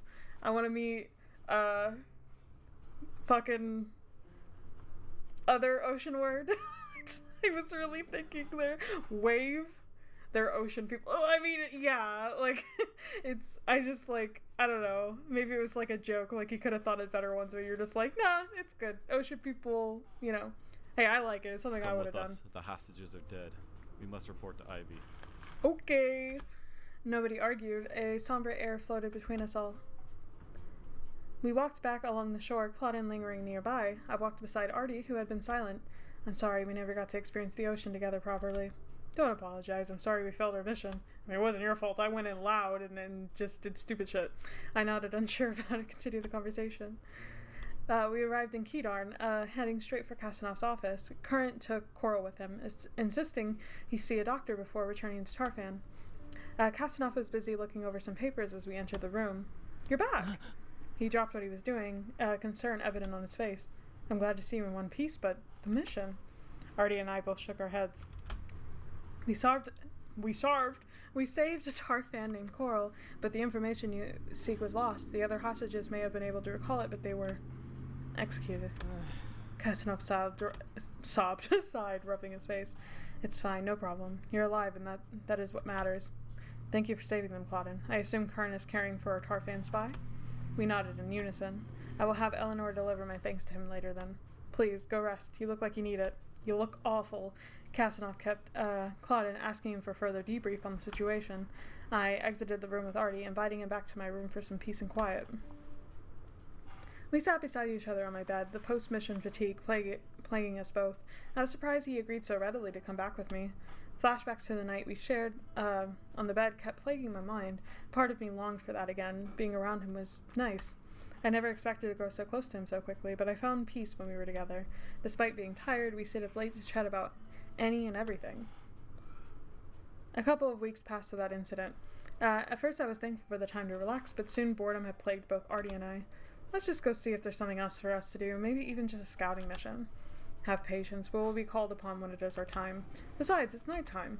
We stood together in the garden, the flowers in full bloom, since the weather had gotten noticeably warmer. Less people loitered around the gardens at night. It became a frequent hangout spot for Artie and I. Come on in, it'll be forever. Let's just ask. Artie groaned as I pulled him along with me to Kastanov's office. Well, how can I help you two? I'm getting stir-crazy. I need something to do. Most people don't come by requesting missions, but now that you ask, there is something you can do for me. I perked up, hopeful that it would be something exciting. I need some more people to set up the festival for tonight. Festival? We both gave him a dumbfounded look. Oh yeah, the Moonfly Festival is tonight. No one told you? I shook my head, curious about what the festival was. The Moonfly Festival? Weren't you paying attention? I'm just joking. We have never even heard of it. It's a Kedarnian thing. Stay up drinking, dancing, fucking, all the best parts of life. Okay. Already blushed at the last activity. Blushed at the eating. I guess we can help. I did my best to hide the disappointment in my voice. My exact reaction. Okay. Very good. It's outside the building. It's like, Cass, if you're gonna say all that, why not invite me, huh? Don't be a coward. Everyone in the kingdom will be there. I nodded, not really interested in finding out more. Kastanov is right. Tons of people were already there as we arrived. Lady, you made it! Finally! The events can begin! I'm just joking. Yo, I know Claudin's crying himself to sleep at night. Claudin dropped a large barrel of meat in the sand and jogged up to us. You knew about this? Nah, I got bored and asked Kastanov for something to do. I'm doing the same thing we fucking did. As did we. No, but for real, party doesn't start for Claude until you show up. That's so sweet. Poor thing. Not much else to be getting set up. Now that I think of it, party should be starting soon. And clapped a hand on my shoulder. You have fun tonight, yeah? And come to me if you want to have more fun. Claudin did his best to give me a small wink. It came out as more of a weird twitch. Just like mine. Thanks, Claude. I'm gonna go crack into that barrel, find a quiet spot to relax. I'll see ya. Bro's gonna drink himself into a stupor because he's so depressed. As quickly as he came, he disappeared back into the throng of people. I did my best to hide my chuckle. Let's take a look around, see what the Moonfly Festival has to offer. I led Artie through the crowd, our hands intertwined together to make sure we didn't get separated.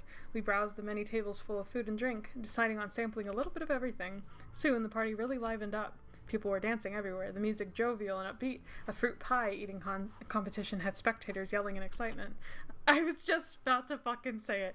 God damn it. I spotted Claudin beside Kastanov, each covered in pie filling. I was about to be like, okay, that's what Claudin's gonna go do. Looks like they're getting along. Nothing bonds two people together quite like pie. Claudin grabbed another pie, but instead of eating it, smashed it into Kastanov's face. Maybe you spoke too soon. I don't know. That feels like getting along to me. We laughed, meandering our way to the crowd. I think I need a drink. I found a barrel that luckily still had some mead left, filling one of my many chalices set out. Would you like anything, Art? No, thanks. He smiled, watching as I took a large swig of mead. This is actually amazing. Try some.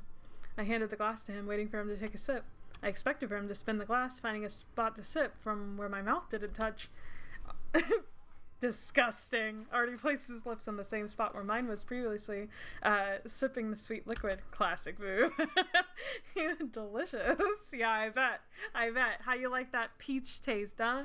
Because I just ate a peach. He smiled, handing the glass back to me. There you are.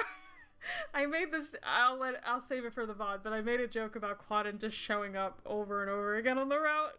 Claudin interrupted our moment, his arm flopping over my shoulders. How'd your pie eating go? I won. His tusks were stained pink, evidence of his pie eating frenzy. Good job. I gotta work off all them pies now. Wanna dance? I bit my lip, glancing between Artie and Claudin. I hope you don't mind if I borrow my best friend, do you, Art? Usually I would expect Claudin to get aggressive, but perhaps the drinks were getting to him tonight. A big smile plagued his face as he looked down at Artie. Go ahead, have fun. No. Artie gripped the glass in his hand. I mouthed a quick apology to him as Claudin led me to the main area being used as the dance floor. So, you and the prince are getting along well. Yeah. Listen, Claudin is always watching. Always. Claudin swirled me around, dodging the other couples. Good. I just want to let you know, despite my past issues with him, he isn't as bad as I thought he was. What changed your mind? Claudin hesitated, opting to twirl me one more time. You did. If you like him so much and he makes you happy, then I like him too. Oh. I giggled. The mead went straight to my head. You haven't changed since we were kids, Claude. The music crescendoed, leading into another slower tune. May I? Artie tapped on Claudin's shoulder. Sure. Claudin, I'm gonna go eat some more fucking pies, gave me one last smile, attempting to another wink before exiting the dance floor. This feels like deja vu. Artie held me confidently, pulling me closer than before. I think you may be my new favorite dance partner. You better not have, like, another one. What the fuck? Claudin, MC, Artie, Polycule, Wen. No, for real. Like, they got chemistry. I smiled, leaning my head against... Like, when he came and saved us and pulled us into a group hug, I was like, ah. What were you and Claudin talking about? You? He was checking in. Are you jealous? You know, he's not. Well, he's checking in. He wanted to check in on me. Oh, really? He actually likes you, though. He told me himself. Artie laughed loudly, drawing the attention of the others on the dance floor. You're hilarious. I'm being serious. Oh my, you are. I smiled, shaking my head. He wanted to let me know that he approves of you. Approves of me for what? He blushed, his eyes not leaving mine. I bit my lip, unsure of what to say. He thinks it's good we're close. Artie smiled, the tension finally lifting. I agree. Also, I just noticed your green screen. Yeah, I had it all prepped up, too. I agree. The music came to an end and the couples all parted ways. Everybody? That's my hand right there. Thank you for such a lovely night, my sweet. It ain't no thing. He bowed, taking my hand and placing a gentle kiss on top of my knuckles. I mean, there's been so much hand play in this damn route. Hand holding, more hand holding. It was about time we moved to second base for Artie, which is hand kissing, goddammit. I needed a rest. I have a feeling tomorrow will be another busy day. I think I will head back to my room. Good night, Arthur. We smiled at one another. Not Arthur. So formal. Before going our separate ways. My chest was warm as I walked back to my room. A part of me ached for Artie's presence, wishing I had asked him to come back with me, only to spend a few more moments together. So we can get more hand kisses. Move to third base. Maybe a hand job. JK. Okay. His words rang through my head that night as I drifted off to sleep. My sweet. I hate to stop it, like, because you've only been here for a small amount of time, but I did say that I was only going to stream, like, 2 hours today, because I have a very, very busy day tomorrow. Tomorrow's my mother's birthday, so I have to spend all day with her tomorrow. So I won't be streaming tomorrow, but I'll be back on Sunday, and we will pick up on Ardency next week.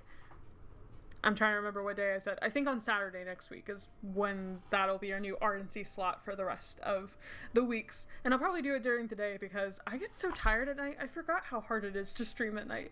I didn't even get my nap today, you know? So, anyway. But yeah, that's it kind of for today. And I know that we're about to go into like another big section. So, but we should be able to finish like each route within like 2 weeks, I assume, depending on things. So yeah, the only thing left is, like I said, I'll be streaming The Sims on Sundays. We'll have Sims Sundays. I'll be starting my Legacy Challenge that day. So drop by if you can, be during the day. Other than that, that's pretty much all for me today. I'm gonna eat more food and lay down because your girl tired. But I hope you enjoy the VOD, and thanks you for everybody who showed up, you know, at any time. I really do appreciate it. And have a good rest of your night. Bye.